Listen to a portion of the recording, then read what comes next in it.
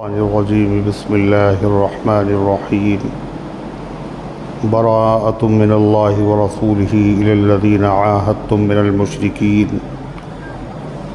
فسيحوا في الأرض 4 أشهر واعلموا أنكم غير معجز الله وأن الله مخزي الكافرين وأذان من الله ورسوله إلى الناس يوم الحج الأكبر أن الله بريء من المشركين ورسوله فإن تبتم فهو خير لكم وإن توليتم فاعلموا أنكم غير معجز الله وبشر الذين كفروا بعذاب أليم إلا الذين عاهدتم من المشركين ثم لم ينقصوكم شيئا ولم يظاهروا عليكم عهدا فأتموا إليهم عهدهم إلى مدتهم إن الله يحب المتقين فإذا انسلخ الأشهر الحرم فاقتلوا المشركين حيث وجدتموهم وخذوهم واحصروهم واقعدوا لهم كل مرصد فإن تابوا وأقاموا الصلاة وآتوا الزكاة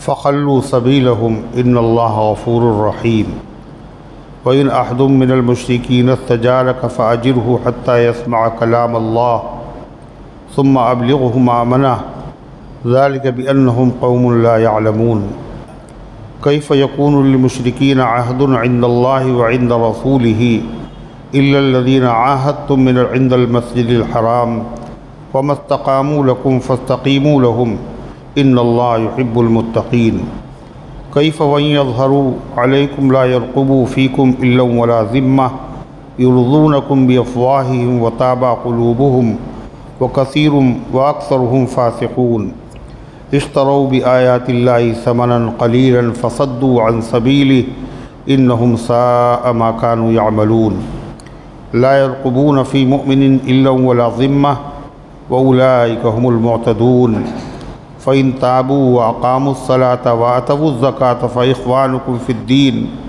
ونفصل الآيات لقوم يعلمون وإن نكثوا أيمانهم من بعد عهدهم وطعنوا في دينكم فقاتلوا أئمة الكفر إنهم لا أيمان لهم لعلهم ينتهون ألا تقاتلون قوما نكثوا أيمانهم وهموا بإخراج الرسول وهم بدؤوكم أول مرة أتخشونهم فالله أحق أن تخشوه إن كنتم مؤمنين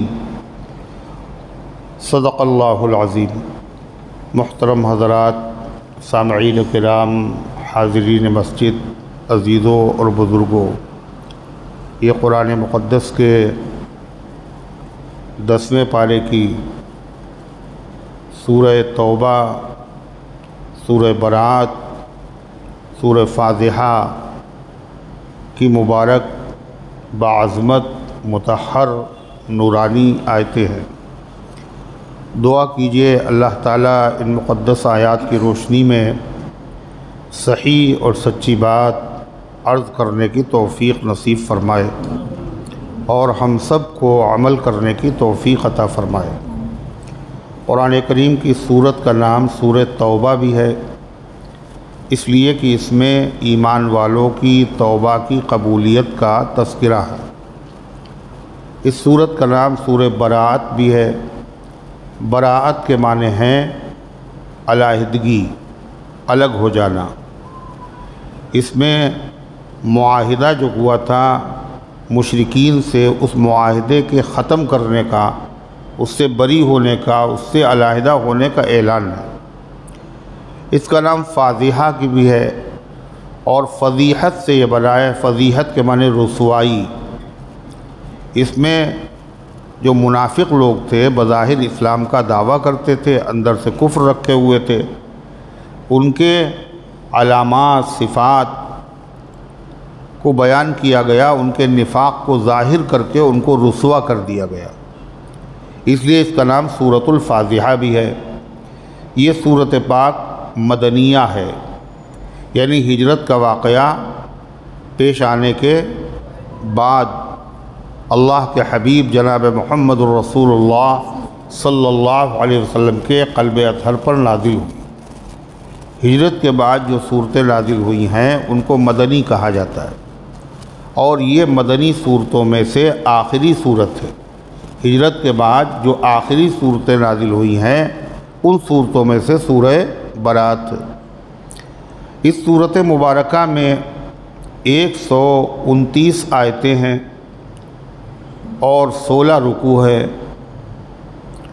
اور 10,787 حرف ہیں۔ 10,787 حرف، یعنی اگر کوئی شخص ایمان والا اس کی تلاوت کر لے تو صرف اس تلاوت کو سن لے، صرف تلاوت کوئی کرے اور وہ خالی سن لے، بغیر محنت کے مشقت کے، آواز آ رہی ہے سن رہے ہیں، تو ہر سننے والے کو 10,787 نیکیاں ملیں گی خالی سننے پر۔ اور اگر کوئی خوش نصیب اس کی تلاوت کر لے تو کتنی نیکیاں ملیں گی؟ 1,07,870 1,07,870 نیکیاں یہ تلاوت پر ملے گی۔ اتنی نیکیاں کسی عمل پہ نہیں ملتی۔ یہ اللہ کا کلام ہے، اس کے سننے پہ نیکیاں، اس کے پڑھنے پہ نیکیاں، اس کے دیکھنے پہ نیکیاں، محبت کے ساتھ جو اس کو دیکھے، دیکھنے پہ بھی نیکیاں ملتی۔ یہ معجزہ ہے جناب محمد الرسول اللہ صلی اللہ علیہ وسلم کا۔ حضور پاک علیہ السلام کو اللہ نے بہت سے معجزے دیے اور وہ کوئی معجزہ دنیا میں محفوظ نہیں۔ اب ہر نبی کو اللہ نے معجزے دیے، مگر نبی دنیا سے رخصت ہو گئے، ان کے معجزے بھی رخصت ہو گئے۔ اللہ کے پیغمبر دنیا سے رخصت ہو گئے مگر ایک معجزہ آپ کا باقی ہے اور قیامت تک باقی رہے گا، اس لیے کہ آپ کی نبوت بھی باقی ہے۔ آپ کی نبوت کا زمانہ قیامت تک ہے، اس لیے آپ کا معجزہ بھی قیامت تک اور اس کے بعد بھی باقی رہے گا۔ اسی طریقے سے قرآن پاک جو ہے یہ آخری پیغمبر کی سیرت ہے،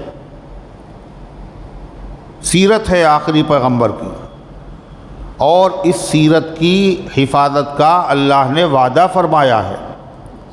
ہر مسلمان کے گھر پہ یہ نبی کی سیرت ہے، اور نبی کی سیرت کو جاننا، نبی کی سیرت کو جاننا یہ دین کا کام ہے۔ نبی کی سیرت کو جاننا یہ کیا ہے؟ دین کا ایک بڑا اہم کام ہے۔ یعنی قرآن کریم میں کیا لکھا ہوا ہے، اللہ کے کیا حکم ہیں، اللہ کیا چاہتا ہے، یہ ہر ایمان والے کو جاننا بہت ضروری فرض ہے۔ دین کا کام ہے۔ دین کے کام کئی طرح کے ہوتے ہیں۔ ایک دین کا کام وہ ہے جس کو کہتے ہیں مستحب۔ کیا کہتے ہیں؟ مستحب۔ مستحب کا مطلب کر لو گے تو ثواب ملے گا، نہیں کرو گے تو گناہ نہیں۔ جیسے عصر کی نماز سے پہلے 4 رکعت مستحب ہے، پڑھ لو، بہت اچھی بات ہے، نہیں پڑھو گے تو پکڑ نہیں۔ ایک دین کا کام وہ ہوتا ہے جو سنت ہے، اگر اس کو کرو گے تو ثواب ملے گا، نہیں کرو گے تو عتاب کے مستحق ہو، اللہ کی ناراضگی، نبی کی ناراضگی ہوتی ہے اس کو کہتے ہیں سنت، وہ بھی دین کا کام۔ ایک دین کا کام ایسا ہوتا ہے جس کو کہتے ہیں فرض کفایہ۔ کیا ہوتا ہے؟ فرض کفایہ کسے کہتے ہیں؟ ایسے دین کے کام کو، ایسا دین کا کام جو اگر کچھ ایمان والے، کچھ مسلمان کر لے تو باقی سب کے اوپر سے وہ فرض ادا ہو جاتا ہے۔ ہر ایمان والے کو اس کام کا کرنا ضروری نہیں ہے، وہ بھی دین کا کام۔ جیسے جنازے کی نماز فرض نماز نہیں، فرض نماز تو ہر آدمی پہ پڑھنا ضروری، ظہر عصر مغرب عشاء جنازے کی نماز ہر آدمی پر پڑھنا ضروری نہیں ہے. تھوڑے لوگ پڑھ لیتے ہیں اور سارے لوگ گناہ سے بچ جاتے ہیں. اگر کوئی نہیں پڑھے گا تو سب گناہ گار ہوں. اسی طرح عالم بننا، دین کا علم حاصل کرنا، عالم بننا باقاعدہ، یہ بھی فرض کفایہ ہے. شہر میں، قوم میں، برادری میں ایک عالم ہے تو سب کی طرف سے ذمہ داری ادا ہو گئی. اگر ایک بھی نہیں ہے تو پوری قوم گنہگار ہوگی. لیکن ہر آدمی کا عالم ہونا ضروری نہیں ہے، فرض کفایہ. اسی طریقے سے دعوت و تبلیغ میں نکلنا یہ فرض کفایہ ہے. اگر کچھ لوگوں نے یہ کام کر لیا باقی لوگ گناہ سے بچ جائیں گے، کوئی نہیں کرے گا تو سب گنہگار ہوں گے. اس لیے کہ دین کا کام دعوت و تبلیغ بھی ہے اور دین کا نام قرآن بچوں کو مدرسے میں بیٹھ کے پڑھانا بھی ہے. ارے ہے یا نہیں؟ مسجد میں لوگوں کو نماز پڑھانا، ان کی امامت کرنا، یہ بھی دین کا کام ہے. اذان کہنا یہ بھی دین کا کام ہے. اسی طریقے سے جو دین کے کام میں لگے ہوئے ہیں ان لوگوں کے گھر کا نظم و انتظام کرنا، کسی کا انتقال ہو گیا تو جنازے کی نماز، اگر سب لوگ نکل جائیں گے دین کے کام کے لیے تو یہ کام کون کرے گا؟ یہ بتائیے. یہ دین کے کام رکیں گے یا ہو جائیں گے؟ ان سے خلل پیدا ہوگا. اللہ کے نبی کا کام تبلیغ کرنا بھی تھا. اللہ کے نبی کا کام مسجد میں امامت کرنا بھی تھا. اللہ کے نبی کا کام اپنے گھر والوں کے حقوق ادا کرنا بھی تھا. اللہ کے نبی کا کام باہر سے آنے والوں سے ملاقاتیں کرنا بھی تھا. اللہ کے نبی کا کام غزوات میں جانا، جہاد میں جانا بھی تھا، لشکروں کو بھیجنا بھی تھا، اور قرآن پڑھانے والوں کو بھیجنا یہ بھی اللہ کے نبی کا کام تھا. یہ سارے کام کس کے ہیں؟ ارے کس کے تھے؟ نبی کے تھے.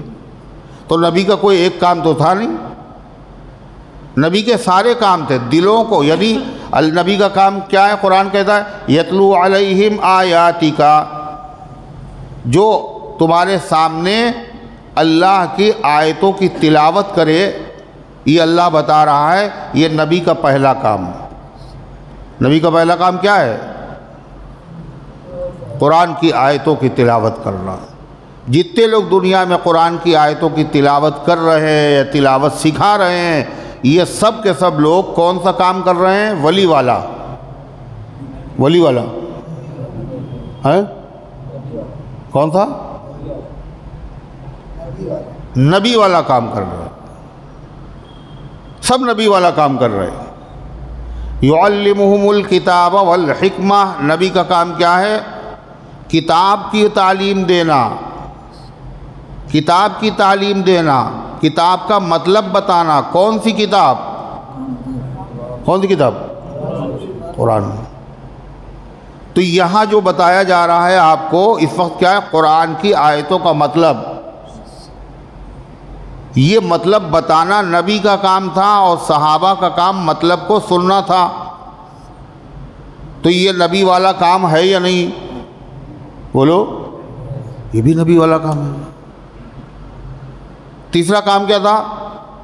وَيُزَكِّيهِمْ، دلوں کو پاک کرنا، صاف کرنا، حرص سے، لالچ سے، تکبر سے دلوں کو دھو دینا. یہ بھی نبی کا کام تھا. تکبر اگر ہے کیسے ختم ہوگا؟ لالچ اگر ہے تو کیسے ختم ہوگا؟ کسی سے اگر حسد و جلن ہے، یہ بیماری ہے، یہ کیسے ختم ہوگی؟ یہ بڑی خطرناک بیماریاں ہیں. ان بیماریوں کو بھی نبی ختم کرتے تھے۔ یہ بھی نبی والا کام۔ تو یہ کہاں ہوتا ہے آج کل؟ بھئی تلاوت نبی کا کام تھا، یہ تو مدرسوں میں ہوتا ہے، سیکھتے سکھاتے ہیں۔ تعلیم کتاب کا کام، کتاب و سنت کی تعلیم، قرآن کے معانی و مطالب کو بیان کرنا، حدیث کی مطلب بتانا، یہ کہاں ہوتا ہے؟ یہ کہاں ہوتا ہے؟ بازار میں کہاں ہوتا ہے؟ یہ بھی مدرسوں میں ہوتا ہے یہ کام۔ اور تیسرا کام دلوں کو پاک کرنا، صاف کرنا، اخلاص پیدا کرنا، ریاکاری نموذ سے پاک کر دینا، تکبر سے پاک کر دینا، یہ نبی والا کام یہ بھی ہو رہا ہے آج۔ ہر کام نبی والا ہو رہا ہے، تلاوت والا کام بھی، تعلیم کتاب و سنت بھی، تبلیغ بھی، اور دلوں کو پاک صاف کرنے کا یہ کہاں ہوتا ہے؟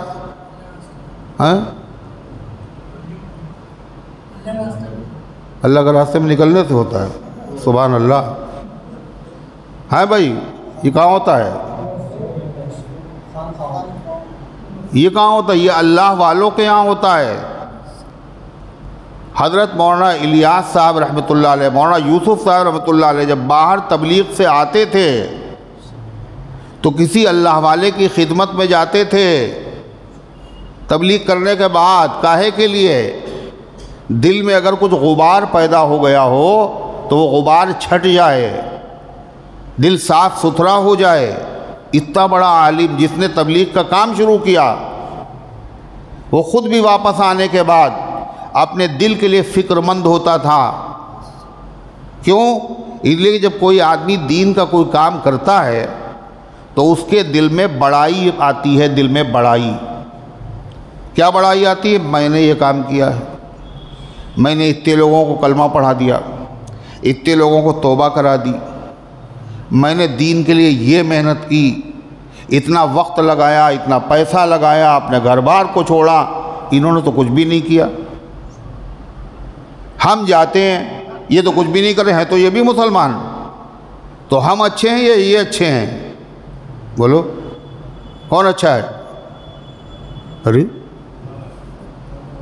جتنے وقت لگایا، جان لگائی، مال لگایا، اللہ کے بندوں کو دین کی طرف بلایا، لوگوں کی خوشامدیں کی، مسجد میں لے کے آیا، دین کی بات سنی، تعلیم کی، تو یہ کام کیا اس نے۔ ایک آدمی تھا، وہ کہیں نہیں گیا، اس نے کوئی قربانی نہیں دی، تو یہ اچھا ہے یا وہ اچھا؟ کون اچھا ہے؟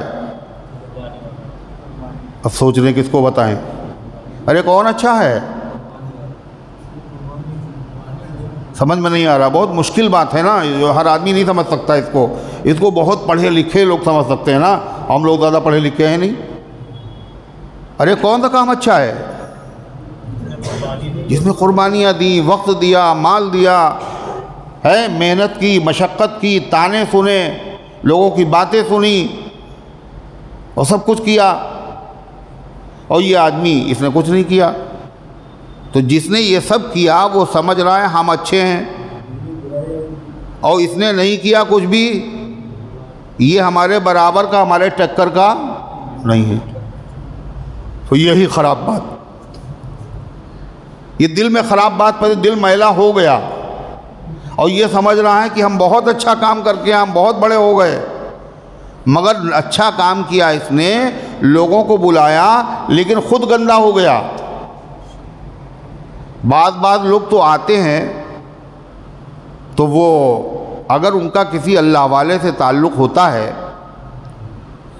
تو وہ تو بچ جاتے ہیں، اللہ والے سے تعلق اگر نہیں ہوتا ہے تو بجائے بچنے کے اور خراب ہو جاتے ہیں، اور خراب ہو جاتے ہیں۔ ایک صاحب وقت لگا کے آئے اور انہوں نے کہا یہ سارے مولوی لوگ بتائیے پڑے ہوئے ہیں، گدوں پہ لیٹے ہوئے ہیں، کھا رہے پی رہے وجہ، دین کا کام تو وہ جو ہم لوگوں نے کیا ہے تو کچھ کرتے ہی نہیں ہیں۔ تو وہ کسی بزرگ سے مرید بھی تھے، ان بزرگ سے انہوں نے جیسے ہی کہا، ان کا تمہارا دماغ صحیح ہے؟ اتنی جلدی دماغ خراب ہو گئے تمہارے؟ ارے یہاں بیٹھ کے جو یہ کر رہے ہیں وہ تمہارے بس کا نہیں ہے، تم نے یہ کیسے سوچ لیا؟ تو اس لیے دلوں کو پاک کرنا، صاف کرنا، یہ بھی نبی کا کام تھا۔ یہ کام کہاں ہو رہا ہے؟ خانقاہوں میں، اللہ والوں کے یہاں، بزرگان دین کے وہاں، جو اللہ اللہ کرنا سکھاتے ہیں، وہ دلوں کو پاک کرتے، صاف کرتے ہیں۔ حضرت تھانوی رحمۃ اللہ علیہ، شاہ عبد القادر رائے پوری رحمۃ اللہ علیہ، شاہ ولی اللہ محدث دہلوی رحمۃ اللہ علیہ، شاہ عبد العزیز رحمۃ اللہ علیہ، شاہ عبد القادر رحمۃ اللہ علیہ، حضرت مولانا ابرار الحق صاحب رحمۃ اللہ علیہ، مولانا صدیق احمد صاحب باندھوی رحمۃ اللہ علیہ، خود حضرت مولانا الیاس صاحب رحمۃ اللہ علیہ، اور اس وقت بھی بہت سارے بزرگان دین موجود ہیں ہمارے، وہ یہ سب کام کر رہے ہیں۔ تو دین کا ایک شعبہ ہے تبلیغ، ایک حصہ ہے تعلیم، ایک حصہ ہے قرآن کی تفسیر، حدیث کی تفسیر، یہ سب ایک ایک حصہ ہے، پورا نہیں ہے یہ۔ دین کے بہت سے شعبے ہیں، اور ہر شعبے والا کام ہر آدمی بولو کر نہیں سکتا۔ اگر اس میں گیا تو یہ کام نہیں ہوگا، اگر اس میں لگا تو وہ کام نہیں ہوگا، اس میں لگا تو وہ کام نہیں ہوگا۔ تو یہ سارے لوگ جو کام کر رہے ہیں، یہ کون سا کام کر رہے ہیں؟ دنیا کا ہے، یہ سب دین کا کام کر رہے ہیں، یہ سب دین کا کام کر رہے ہیں، اور دین کے کام کی اور سب کی ضرورت ہے امت کو۔ دین کا کام ایک آدمی سے ہوگا ہی نہیں، سب دین کا کام کر رہے ہیں، سب دین کا کام کر رہے ہیں، لہذا سب کے کام کی قدر کرنا چاہیے۔ جو کام وہ کر رہے ہیں اگر وہ نہ کرتے تو یہ بھی ہمیں کرنا پڑتا۔ ارے ہے یا نہیں؟ اللہ کا شکر ہے ایک کام انہوں نے سنبھال لیا، دوسرا کام ہم لوگوں نے کر لیا، اس طریقے سے دین کا کام ہوتا ہے۔ تو جب کوئی آدمی کوئی بوجھ ہو بڑا اور ایک آدمی آدھا بانٹ لے کہ بھئی آدھا ہم تمہارا لیے لیتے ہیں اور آدھا تم اٹھاؤ، تو جب وہ آدمی بوجھ کو بانٹ لے تو وہ آدمی بڑا خراب ہوتا ہے نا، ہے خراب ہوتا ہے نا۔ پتہ ہے ہمارا اتنا بوجھ تھا، اتنا اچھا، اتنا زیادہ بوجھ تھا، تھوڑا کم کر دیا انہوں نے، وہ آدمی اچھا نہیں ہوتا نا، وہ بہت اچھا ہوتا ہے، اس کا شکریہ ادا کرنا، ارے بھائی آپ نے میری مدد کر دی، آپ بڑے اچھے آدمی، آپ نے میرا بوجھ بٹا لیا، آپ نے میرا کام کم کر دیا۔ اور یہاں بجائے شکریہ ادا کرنے کے غصہ ہو رہے ہیں۔ کیا غصہ ہو رہے ہیں بتائیے؟ میرا کام آپ نے الگ کر دیا، سب کو یہی کام کرنا چاہیے تھا، ہم اکیلے یہ کام کر رہے ہیں، تم دوسرا کام کر رہے ہو، تو غصہ ہو رہا ہے۔ حضرت مولانا ابرار الحق صاحب رحمۃ اللہ علیہ فرمایا کرتے تھے، دین کا کام کرنے والوں کو رفیق ہونا چاہیے۔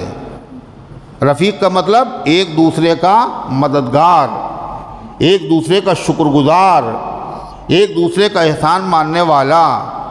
دین کا کام کرنے والوں کو آپس میں فریق نہیں ہونا چاہیے۔ فریق کا مطلب ہمارا کام زیادہ اونچا ہے، تمہارا کام ہم سے کم، ہم زیادہ اچھے ہیں اور تم ہم سے کم درجے کو، یہی گڑبڑ بات ہے۔ جو دل کا ڈاکٹر ہے وہ یہ کہے کہ یہ ناک کا ڈاکٹر، گلے کا ڈاکٹر یہ بیکار ہے، اصلی ڈاکٹر ہم ہیں، اور گلے میں ہے تکلیف، بولو، اور ہے وہ دل کا ڈاکٹر۔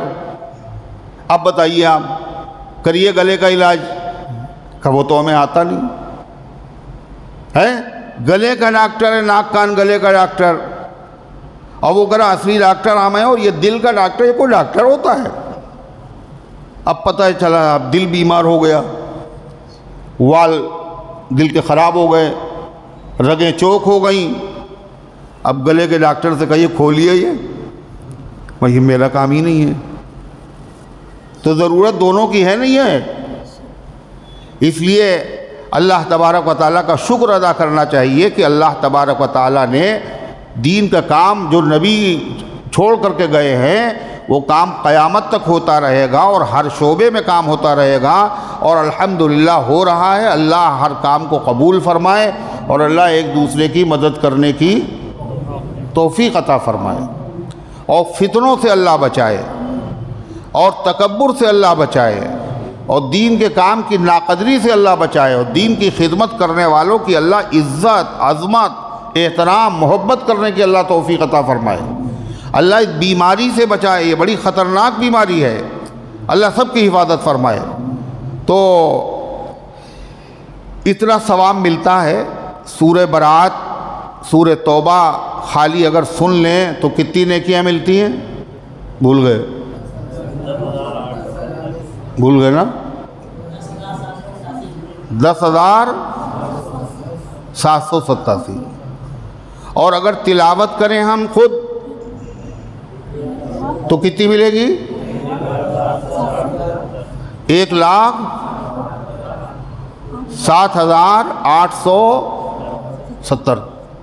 اتنی نیکیاں اللہ میاں اس پہ کیوں دے رہے ہیں؟ اس لیے کہ اللہ تعالیٰ کو یہ کام بہت پسند، اللہ کا کلام ہے، نبی کا معجزہ ہے، حضور کی سیرت ہے، اللہ کو بہت پسند۔ کیوں اللہ تعالیٰ اتنا دے رہے ہیں؟ تاکہ سب لوگ یہ کام چھوڑ دیں ہیں۔ اور عجیب بات فرمائی اللہ کے نبی علیہ السلام نے، فرمایا کہ کوئی آدمی اگر سیکھ لے ایک آیت کا مطلب تو یہ 1,000 رکعت نفل نماز سے افضل ہے۔ 1,000 رکعت نفل نماز اگر اس نے پڑھی، اس کو جو ثواب ملے گا اس سے زیادہ ثواب ملے گا قرآن کی ایک آیت کا مطلب سیکھ لینے پر۔ اور 1,000 رکعت پڑھنا بہت آسان ہے، اور ایک آیت کا مطلب سیکھنا بہت مشکل ہے نا؟ ارے بولو کیا؟ 1,000 رکعتیں پڑھنا بہت آسان ہے نا؟ یہ بڑا مشکل کام ہے، اور ایک آیت کا مطلب سیکھنا یہ آسان کرنا، یہ آسان کام ہے اور وہ مشکل کام ہے۔ تو لیکن اس آسان کام پہ ثواب زیادہ، وہاں اتنی 1,000 رکعت پڑھی، کمر ٹیڑھی ہو گئی اور تھک گئے مگر ثواب کم ملا۔ ایک آیت کا مطلب سیکھلا اور وقت بھی کم لگا اور محنت بھی کچھ نہیں لگی مگر ثواب زیادہ۔ تو آدمی ایسے ہی کام کرتا ہے جس میں محنت زیادہ ہو اور مزدوری کم ہو، ہاں؟ ایسے ہی کام کرتے ہیں عقل مند لوگ کہ محنت بہت اور مزدوری کم، وہی کام کیا جائے۔ عقل مند لوگ کیا کرتے ہیں؟ محنت کم ہے، مزدوری زیادہ۔ اللہ نے اس کام پہ مزدوری زیادہ کیوں رکھی؟ اللہ چاہتا یہ کام ایسا ہے کہ لوگ اس کام کے اندر لگیں، جبھی تو زیادہ نیکیاں دے رہے ہیں۔ اور اللہ کے نبی صلی اللہ علیہ وسلم نے ایک بات اور فرمائی جو لوگ بہت غلط فہمی میں مبتلا ہے۔ وہ لوگ کیا کہتے ہیں کہ دیکھیے صاحب، خالی علم سے کچھ نہیں ہوتا۔ ابھی درس قرآن میں آپ گئے، آپ نے قرآن سیکھ لیا، آیت کا مطلب معلوم ہوا، حدیث آپ نے سن لی، مطلب معلوم ہو گیا، لیکن عمل تو کیا نہیں آپ نے کچھ۔ جب عمل نہیں تو بیکار۔ ارے کہتے ہیں لوگ، نہیں کہتے؟ بولو، نہیں کہتے ہیں؟ یہ کیوں کہتے ہیں وہ لوگ؟ جو لوگ یہ بات کہتے ہیں وہ جاہل ہیں، وہ جاہل ہیں۔ اللہ کے نبی علیہ السلام نے فرمایا اگر اس نے آیت کا مطلب سیکھ لیا تو اس کو 1,000 رکعتوں سے زیادہ ثواب ملے گا، اگرچہ اس کا عمل نہ ہو۔ اللہ کے نبی کہہ رہے عمل نہ ہو پھر بھی اتنا ثواب ملے گا۔ یہ نہیں مطلب عمل نہ کرو، عمل نہیں ہے پھر بھی اتنا ثواب۔ جو عمل نہیں ہے تو اتنا ثواب ہے، اگر عمل کرے گا تو ثواب اس کا کم ہو جائے گا، ہے اور بڑھ جائے گا۔ عمل نہیں ہے پھر بھی سیکھو، عمل نہیں ہے ثواب پھر بھی زیادہ مل رہا ہے۔ اس کا مطلب کیا ہے؟ سیکھ تو لو پہلے۔ اگر تم سیکھ لو گے تو پھر اللہ عمل کی بھی توفیق عطا فرمائے گا. اور اگر تم نے سیکھا ہی نہیں، علم ہی نہیں ہوا آپ کو، تو زندگی بھر عمل کرنے کی توفیق مل جائے گی نا؟ مر جاؤ گے، عمل نہیں کر پاؤ گے. اس لیے سیکھ لو. تیرنا آدمی نے سیکھ لیا اور شہر میں کہیں تالاب والاب نہیں، مگر سیکھ لیا اس نے تیرنا. وہ اتفاق سے کہیں باڑھ آ گئی. اب بتائیے جو اس نے سیکھا تھا تیرنا کا، بیکار کیوں سیکھ رہے ہو تیرنا خامخواہی میں؟ نہ یہاں کوئی باڑھ آ رہی ہے، نہ کوئی سیلاب ہے، نہ یہاں کوئی ندی ہے، کوئی کیوں سیکھ رہے ہو؟ نہ سیکھنا فائدہ دیتا ہے، بیکار نہیں ہے. آ گئی باڑھ، اب جنہوں نے نہیں سیکھا تھا ہاں وہ تو ڈوب گئے، اور جس نے سیکھا تھا کام آیا نہیں آیا. تو اگر سیکھ لیا، اور اگر تو سیکھنے کے نتیجے میں کسی آدمی نے غلط بات کی، آپ نے اسے بتا دیا ایسا نہیں ایسا ہے، فائدہ ہوا نہیں ہوا؟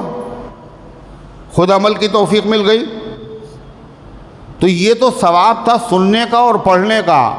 اگر آیتوں کا مطلب سیکھیں گے تو ثواب اور زیادہ ملے گا. اس کا مطلب یہ ہوا اللہ اس کے رسول یہ چاہتے ہیں کہ زیادہ تر مسلمان قرآن کی آیتوں کا مطلب سیکھیں، حضور کی سیرت کو پڑھیں. ایک جلسہ ہوتا ہے، جلسہ آج کل بہت جلسے ہوتے ہیں، نبی کی سیرت پہ تقریریں ہوتی ہیں، دین کی بات کہی جاتی ہے، دعوت و تبلیغ میں کہی جاتی ہے، مگر دین کی پوری بات، دین کی ہر بات نہ تقریر میں ہو سکتی ہے، نہ تبلیغ میں ہو سکتی ہے. دین کی ہر بات اگر کبھی ہو سکتی ہے، کہیں مل سکتی ہے، تو کہاں مل سکتی ہے؟ بولو.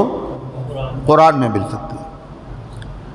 دین کی ہر بات اللہ نے کس کتاب میں بیان کی؟ قرآن میں. ہر مسئلہ قرآن میں، ہر مسئلہ قرآن میں. آج جو امت میں بدعتوں کا رواج ہے اور امت میں جو منکرات پائے جاتے ہیں، رسمیں پائی جاتی ہیں، ان سب کی بنیادی وجہ کیا ہے؟ کہ قرآن کا علم امت کے پاس نہیں ہے. علم ہی نہیں، بیچارے جانتے نہیں، وہ دین کا کام سمجھ رہے ہیں. قرآن پڑھ دو تو یہ تو دین کا کام ہی نہیں.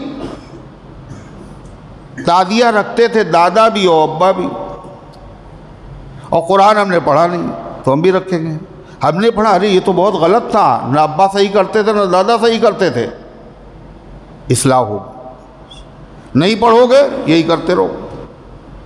اللہ ہماری غفلتوں کو معاف فرمائے اور اللہ اس کی قدر کرنے کی توفیق عطا فرمائے. تو اللہ تبارک و تعالیٰ نے قرآن پاک کی صورت میں کیا بیان فرمایا؟ فرمایا براءۃ من اللہ ورسولہ الی الذین عاہدتم من المشرکین. صاف صاف جواب ہے اللہ اس کے رسول کی طرف سے ان لوگوں سے جن سے تم نے معاہدہ کیا، مشرکوں میں سے. مطلب صحابہ سے کہا جا رہا ہے جن مشرکوں سے تم نے معاہدہ کیا تھا، اللہ اس کے رسول کی طرف سے صاف صاف تمہیں جواب دے دیا گیا کہ معاہدہ اب، بولو، معاہدہ ختم. ہمارا جو تم سے معاہدہ ہوا تھا وہ معاہدہ اب ختم. کیا مطلب ہے؟ کیا معاہدہ ہوا تھا؟ کیا معاہدہ ہوا تھا؟ بولو، پتہ ہے معاہدہ؟ اللہ کے نبی و صحابہ نے معاہدہ مشرکین سے کیا تھا، پتہ ہے؟ سن 6 ہجری میں اللہ کے نبی علیہ السلام نے خواب دیکھا تھا کہ ہم عمرہ کرنے گئے، احرام بندھا ہوا ہے، طواف کیا، قربانی کے جانور ذبح کیے، سر مڑایا. یہ آپ نے خواب دیکھا. اور صحابہ کو ہو چکے تھے 6 سال کعبے کو دیکھنے کو ترس رہے تھے وہ صحابہ. نبی نے خواب بتایا کہ نبی کا خواب سچا ہوتا ہے. سب ایک دم سے تیار ہو گئے اور انہوں نے احرام باندھ لیا.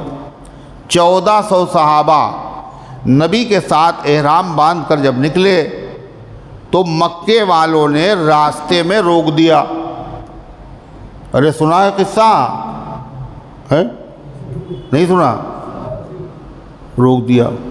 اللہ کے نبی نے سمجھانے کے لیے بھیجا، دیکھو لڑنے نہیں آئے ہیں، ساتھ میں قربانی کے جانور بھی ہیں، صرف ہم عمرہ کر کے واپس چلے جائیں، مگر انہوں نے مان کے نہیں دیا۔ اور بڑی لمبی بات ہے، سورہ فتح میں اس کا تذکرہ ہے۔ عرضے کی، حضرت عثمان غنی کو بھیجا، خبر مل گئی، ان کو شہید کر دیا۔ آپ نے صحابہ سے بیعت لی، عثمان کے خون کا بدلہ لیں گے۔ اللہ تعالیٰ کو یہ ادا پسند آئی، اللہ نے ان تمام صحابہ سے راضی ہونے کا اعلان کر دیا ہمیشہ ہمیشہ کے لیے۔ بعد میں جب ان کو خبر ملی نبی نے لڑنے کے لیے بیعت لی ہے تو ان کے کان کھڑے ہوئے، یہ تو بڑا خطرہ ہے۔ تو وہ لوگ آئے صلح کرنے کے لیے اور معاہدہ ہوا۔ کیا معاہدہ ہوا تھا؟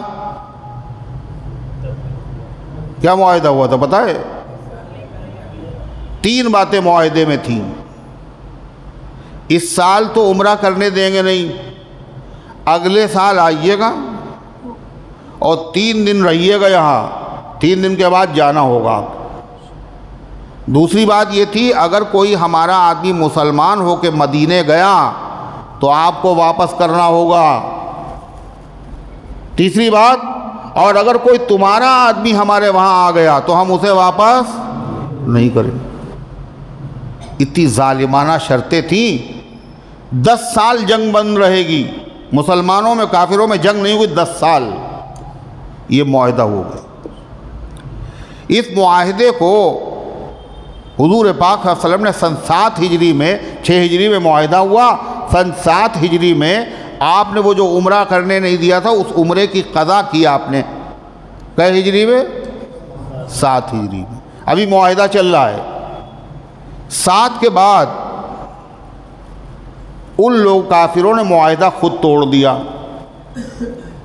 ایک قبیلہ تھا خزاع، جو اللہ کے نبی کے ساتھ تھا کافر، مگر وہ شامل ہو گیا نبی کے ساتھ معاہدے میں۔ ایک قبیلہ تھا بنو بکر کا، وہ مکے والوں کے ساتھ شامل ہو گیا۔ بکر والوں نے خزاع پر حملہ کر دیا رات میں۔ حالانکہ معاہدہ کیا تھا؟ کتنے دن جنگ نہیں ہوگی؟ 10 سال۔ جو مکے کے لوگ تھے مشرک، یہ جنگ میں شریک تو نہیں ہوئے، لیکن اپنے اسلحے اور ہتھیار سب ان کو دے دیے، لڑو مارو ان کو۔ خدا کے لوگ نبی کریم صلی اللہ علیہ وسلم کے پاس فریاد کرنے پہنچے کہ انہوں نے معاہدے کی خلاف ورزی کی، ہمارے اوپر حملہ کر دیا۔ اللہ کے نبی نے کہا خاموش رہو، اور آپ نے تیاری کی، اور تیاری کرنے کے بعد چونکہ ان لوگوں نے عہد توڑ دیا تھا، اس لیے آپ صلی اللہ علیہ وسلم نے سن 8 ہجری میں مکے پر حملہ کیا اور پورا مکہ فتح کر لیا۔ جب مکہ فتح ہو گیا تو اللہ تبارک و تعالیٰ نے اپنے نبی سے کہا، ان لوگوں سے جتنے لوگوں سے معاہدے اب تک ہوئے، تجربہ یہ بتاتا ہے مسلمانوں نے کبھی معاہدہ نہیں توڑا، یہودیوں نے توڑا، مشرکین نے توڑا، مختلف قبائل اہل کتاب نے توڑا۔ یہ معاہدے کے پابند نہیں، معاہدے توڑتے رہیں گے۔ اب اللہ نے مکے پر کنٹرول دے دیا ہے، لہذا مسلمانوں کا ایک ایسا مرکز ہونا چاہیے جس میں صرف مسلمان رہیں، کوئی غیر مسلم نہ رہے۔ اس کی شکل کیا ہوگی کہ جتنے لوگ، اب مکہ فتح ہو گیا، آپ چاہتے تو کہتے ابھی نکلو یہاں سے، ارے ہے تھا نہیں ہے، آپ نے مکے پہ قبضہ کر لیا، اور جنہوں نے ستایا تھا، معاہدے توڑے تھے، اذیت پہنچائی تھی، دین پھیلنے کو روکا تھا، درد سر بنے ہوئے تھے، حملے کیے تھے آ کر کے، آپ کیا کہتے ان سے نکلو یہاں سے؟ مگر نبی کا رحم و کرم دیکھو، آپ نے مکے والوں سے بدلہ نہیں لیا۔ آپ نے کیا کہا؟ جو اپنے گھر میں بیٹھ رہے اسے امن ہے، جو حرم میں چلا جائے اسے امن ہے، جو تلوار رکھ دے اسے امن ہے، کہا تھا نہیں کہا تھا؟ پھر اس کے بعد اللہ کے نبی علیہ السلام نے اعلان کروایا اللہ کے حکم سے، کیا؟ جن لوگوں سے معاہدے تھے، جن لوگوں سے معاہدے تھے، وہ معاہدے سب ختم کیے جا رہے ہیں۔ کیوں؟ تجربہ یہ بتا رہا ہے یہ معاہدے پہ قائم رہیں گے نہیں، اور پھر کوئی نیا فتنہ، پھر نقصان، معاہدے ختم کیے جا رہے۔ جنہوں نے معاہدے توڑا نہیں، کبھی معاہدے کی خلاف ورزی نہیں کی، وقت اگر باقی ہے وہ پورا کیا جائے گا۔ لیکن باقی جن سے معاہدہ نہیں تھا، جنہوں نے معاہدہ کر کے توڑ دیا تھا، ان سب کے لیے حکم کیا ہے؟ 4 مہینے کی مہلت تمہیں دی جا رہی ہے۔ کتنے دن کی؟ 4 مہینے کی۔ حق تو یہ تھا کہ فوراً ذبح کر دیے جاتے، 4 مہینے کی مہلت۔ اس زمانے میں آپ لوگ یا تو مسلمان ہو جائیں، کوئی مسئلہ نہیں، اگر مسلمان نہیں ہوتے تو جہاں چاہیں مکہ چھوڑ کر کے آباد ہو جائیں، اور اگر یہ بھی منظور نہیں ہے تو پھر لڑنے کے لیے تیار ہو جائیں۔ اس کا ذکر ہے قرآن کریم کی اس صورت میں۔ 4 طرح کے لوگ تھے۔ کئی طرح کے؟ ایک تو وہ لوگ تھے جن سے معاہدہ ہوا تھا، انہوں نے معاہدہ توڑ دیا تھا۔ دوسرے وہ لوگ تھے جن سے معاہدہ تو ہوا مگر معاہدے کی کوئی مدت مقرر نہیں تھی، 4 مہینے 10 مہینے کوئی ٹائم نہیں تھا۔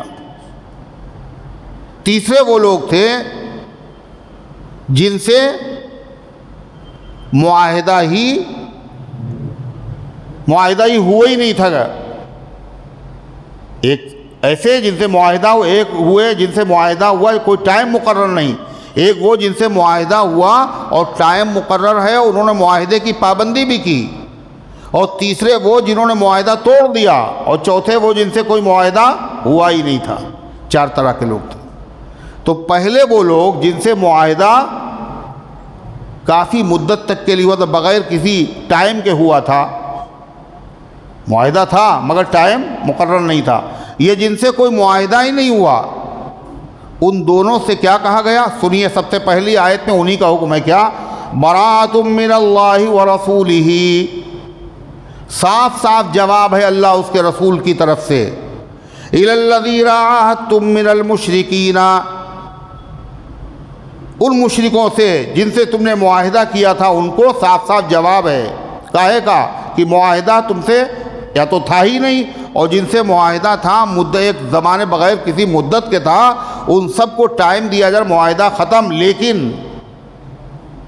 لیکن وقت دیا جا رہا ہے کتنا؟ فَسِیحُوا فِی الْأَرْضِ 4 أَشْهُرٍ، تم چلو پھرو زمین میں 4 مہینے، 4 مہینے تک مکے میں آنے پر، جانے پر، کھانے پہ، پینے پہ، کاروبار پہ، حج کرنے پہ کوئی پابندی نہیں۔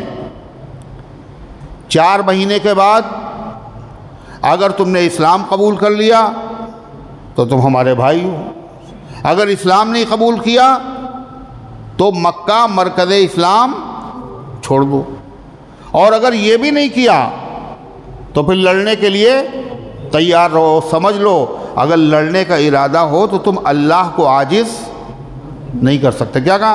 وَاعْلَمُوا أَنَّكُمْ غَيْرُ مُعْجِزِ اللَّهِ، اور یقین رکھو تم اللہ تعالیٰ کو عاجز نہیں کر سکتے۔ اللہ آخرت میں بھی عذاب دے گا اور دنیا میں بھی اللہ تمہیں عذاب دے سکتا ہے۔ وَأَنَّ اللَّهَ مُخْزِي الْكَافِرِينَ، اور اللہ کافروں کو رسوا کر کے رہے گا، اگر وہ مانیں گے نہیں، دنیا میں بھی اللہ ان کو ذلیل کرے گا اور آخرت میں بھی ذلیل کرے گا۔ یہ تو وہ لوگ تھے۔ دوسرے وہ لوگ تھے کون؟ جنہوں نے باقاعدہ معاہدہ کرنے کے بعد کیا کیا تھا؟ توڑ دیا تھا۔ ان کے لیے کیا حکم آیا اللہ کا؟ سنیے، وَأَذَانٌ مِّنَ اللَّهِ وَرَسُولِهِ إِلَى النَّاسِ يَوْمَ الْحَجِّ الْأَكْبَرِ أَنَّ اللَّهَ بَرِيءٌ مِّنَ الْمُشْرِكِينَ وَرَسُولُهُ، اعلان ہے اللہ اس کے رسول کی طرف سے، إِلَى النَّاسِ، تمام لوگوں کے لیے۔ کس دن اعلان کیا جا رہا ہے؟ اعلان کرنے کا مقصد کیا ہوتا ہے؟ تاکہ کسی کو پتہ نہ چلے۔ بھئی اذان بھی کیا ہے؟ اعلان ہے، تو اذان مائک پہ دی جاتی تاکہ سب کو پتہ چل جائے بلایا جا رہا ہے نماز کے لیے۔ تو اعلان ایسا ہونا چاہیے سب کو معلوم ہو جائے، تو اور ایک ہی وقت میں سب کو معلوم ہو جائے۔ اس کے لیے ایک بڑا مجمع، سب سے بڑا مجمع جہاں سب آتے تھے، وہ مجمع کون سا تھا؟ حج کا موقع تھا۔ کون سا موقع تھا؟ حج کا موقع۔ اسی لیے اس حج میں اعلان کیا گیا۔ کیا اعلان کیا گیا؟ جن لوگوں سے معاہدہ تھا انہوں نے توڑ دیا تھا، اب معاہدہ مسلمانوں کا ان سے ختم ہو چکا ہے۔ کیا کہا؟ وَأَذَانٌ مِّنَ اللَّهِ وَرَسُولِهِ، اور اعلان ہے اللہ اس کے رسول کی طرف سے، إِلَى النَّاسِ، لوگوں کے لیے۔ اعلان کہاں ہو رہا ہے؟ یہ مسجد میں نہیں، یوم الحج الاکبر، حج اکبر کے دن۔ اکبر مانے چھوٹا، اکبر مانے اصغر مانے چھوٹا، حج اکبر بڑا حج۔ جب بڑا ہے تو اس کا مطلب چھوٹا بھی ہوگا، ارے ہے نہیں، حج اکبر اور حج اصغر۔ حج اصغر کہتے ہیں عمرے کو، حج اصغر کہتے ہیں عمرے کو، اور حج اکبر کہتے ہیں حج کو۔ ہر حج حج اکبر ہے، نہیں سمجھ میں آئی بات؟ ہر حج جو ہے وہ اکبر ہے، بڑا حج، اور ہر عمرہ چھوٹا حج ہے۔ لیکن لوگ کیا سمجھتے ہیں حج اکبری کسے کہتے ہیں؟ اگر حج جمعے کے دن پڑ جائے، یعنی عرفے کے میدان میں حاجی لوگ جمعے کے دن اگر وہ تاریخ آئے 9 ذی الحجہ، تو لوگ کہتے ہیں یہ اکبری حج ہے اور اس کی بڑی فضیلت ہے۔ بڑی فضیلت اس کی اس لیے ہے، اللہ کے نبی نے جو حج کیا تھا آخری حج، تو اس میں عرفات کے دن جمعہ کا دن پڑا تھا، عرفے کے دن، لیکن حج اکبری اسے نہیں کہتے ہیں۔ حج اکبر کسے کہتے ہیں؟ ہر حج کو کہتے ہیں، اور ہر عمرے کو حج اصغر کہتے ہیں۔ یہاں حج اکبر سے مراد کیا ہے؟ 9 تاریخ ذی الحجہ کی جب عرفات میں حاجی ہوتے ہیں، یا 10 تاریخ جس میں قربانی کی جاتی ہے اور جس میں طواف زیارت کیا جاتا ہے۔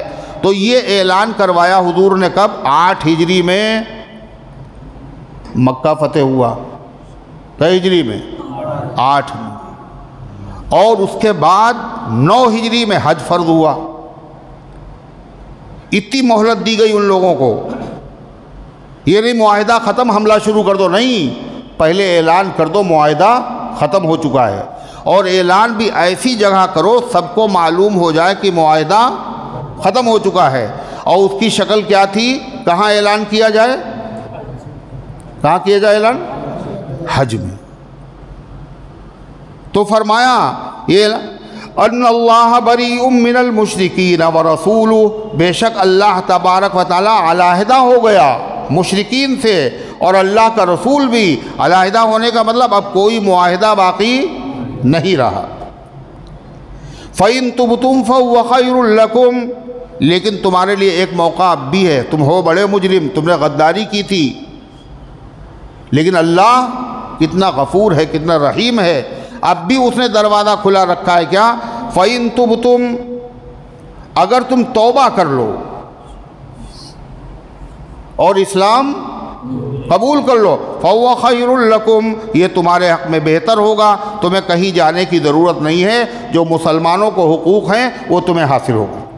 وَإِن تَوَلَّيْتُمْ، اور اگر تم نے منہ پھیر لیا کہ اب بھی توبہ نبی نہیں کریں گے، غداری بھی کر چکے ہو تم، تو اللہ فرماتا فَاعْلَمُوا أَنَّكُمْ غَيْرُ مُعْجِزِ اللَّهِ، تو تم یقین رکھو اللہ کو عاجز نہیں کر سکتے ہو، تم نے جو کفر کیا ہے، غداری کی ہے اور ایمان والوں کو ستایا ہے، یہ خالی نہیں جائے گا، بلکہ اس کی سزا اللہ کی طرف سے مل کر رہے گی۔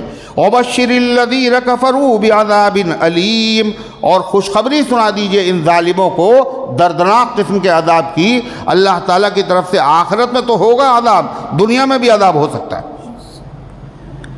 معاہدہ ختم ہو گیا، لیکن کچھ لوگ ایسے تھے جنہوں نے مسلمانوں سے معاہدہ کیا تھا اور معاہدے میں کی غداری، معاہدہ توڑا نہیں تھا، نہ جنہوں نے توڑا تھا ان کا ساتھ دیا، خود بھی معاہدے پہ قائم رہے، اور جنہوں نے معاہدہ توڑا تھا ان کا ساتھ بھی نہیں دیا۔ ان کے بارے میں اللہ کا دوسرا حکم آیا، کیا؟ ان کا جب تک معاہدہ ہے مسلمانوں اس معاہدے کو پورا ہو جانے دو۔ 4 مہینے سب کے لیے ہے، مگر ان کے لیے جتنے زمانے تک کے لیے معاہدہ ہے اس زمانے تک پورا کرو، ان کو مکے سے نکالنے کا حق نہیں۔ دو قبیلے تھے ایسے جن کے بارے میں یہ حکم تھا، جن کی مدت معاہدے کی تھی 9 مہینے۔ کتنی؟ 9 مہینے۔ ان کے بارے میں خدا کا حکم کیا آیا؟ انہوں نے معاہدہ پورا کیا ہے، انہوں نے غداری نہیں کی ہے، غداروں کا ساتھ نہیں دیا ہے، لہذا ان کو یہ رعایت دی جا رہی جب تک کہ معاہدے کا ٹائم پورا نہ ہو جائے اس وقت تک ان کو شہر سے نکالا نہیں جا سکتا۔ سنیے اللہ کیا کہتا ہے، إِلَّا الَّذِينَ عَاهَدتُّم مِّنَ الْمُشْرِكِينَ، مگر وہ لوگ جن سے تم نے معاہدہ کیا مشرکوں میں سے، ثُمَّ لَمْ يَنْقُصُوكُمْ شَيْئًا، پھر انہوں نے تمہارے ساتھ ذرہ برابر کوئی کمی نہیں کی، معاہدے میں کوئی خلاف ورزی نہیں کی، وَلَمْ يُظَاهِرُوا عَلَيْكُمْ أَحَدًا، اور تمہارے خلاف کسی کی مدد بھی نہیں کی، فَأَتِمُّوا إِلَيْهِمْ عَهْدَهُمْ إِلَى مُدَّتِهِمْ، تو ان کے عہد کو، مدت کو، ان کے عہد کو پورا کرو ان کی مدت تک۔ اور مدت کتنی بچی تھی؟ کتنی؟ ارے بھول گئے، 9 مہینے۔ 9 مہینے تک اس معاہدے کو پورا کرو۔ دشمن ہیں وہ بھی، غیر ایمان والے ہیں، مگر معاہدہ چونکہ انہوں نے باقی رکھا لہذا مسلمان کو معاہدہ پورا کرنے کی حکم ہے، اور معاہدہ اگر تم نے پورا نہیں کیا تو یہ اللہ کے حکم کی خلاف ورزی ہوگی۔ ان اللہ یحب المتقین، اللہ تبارک و تعالیٰ متقین سے محبت کرتا ہے جو معاہدے میں خلاف ورزی کرنے سے بچیں، اللہ ان سے محبت کرتا ہے، اور جو خلاف ورزی کریں ان سے اللہ محبت نہیں کرتا۔ لہذا ایسے مسلمان بنو جو معاہدے کو پورا کرنے والے۔ ہر آدمی نے اللہ اس کے رسول سے معاہدہ کیا ہے، ہر ایمان والے نے، جس نے کلمہ پڑھا لا الہ محمد کیا اس نے معاہدہ کیا کہ اللہ کے علاوہ کسی کی عبادت نہیں کریں گے، کسی کے آگے سر نہیں جھکائیں گے، کسی سے مدد نہیں مانگیں گے، کسی کی منت نہیں مانگیں گے، کسی کو حاجت روا مشکل کشا نہیں سمجھیں گے، معاہدہ ہے۔ اب اگر وہ قبر کے اوپر چلا گیا اور کہا بابا میرا کام بنا دیجئے، تو اس نے کیا کیا؟ معاہدہ توڑ ڈالا۔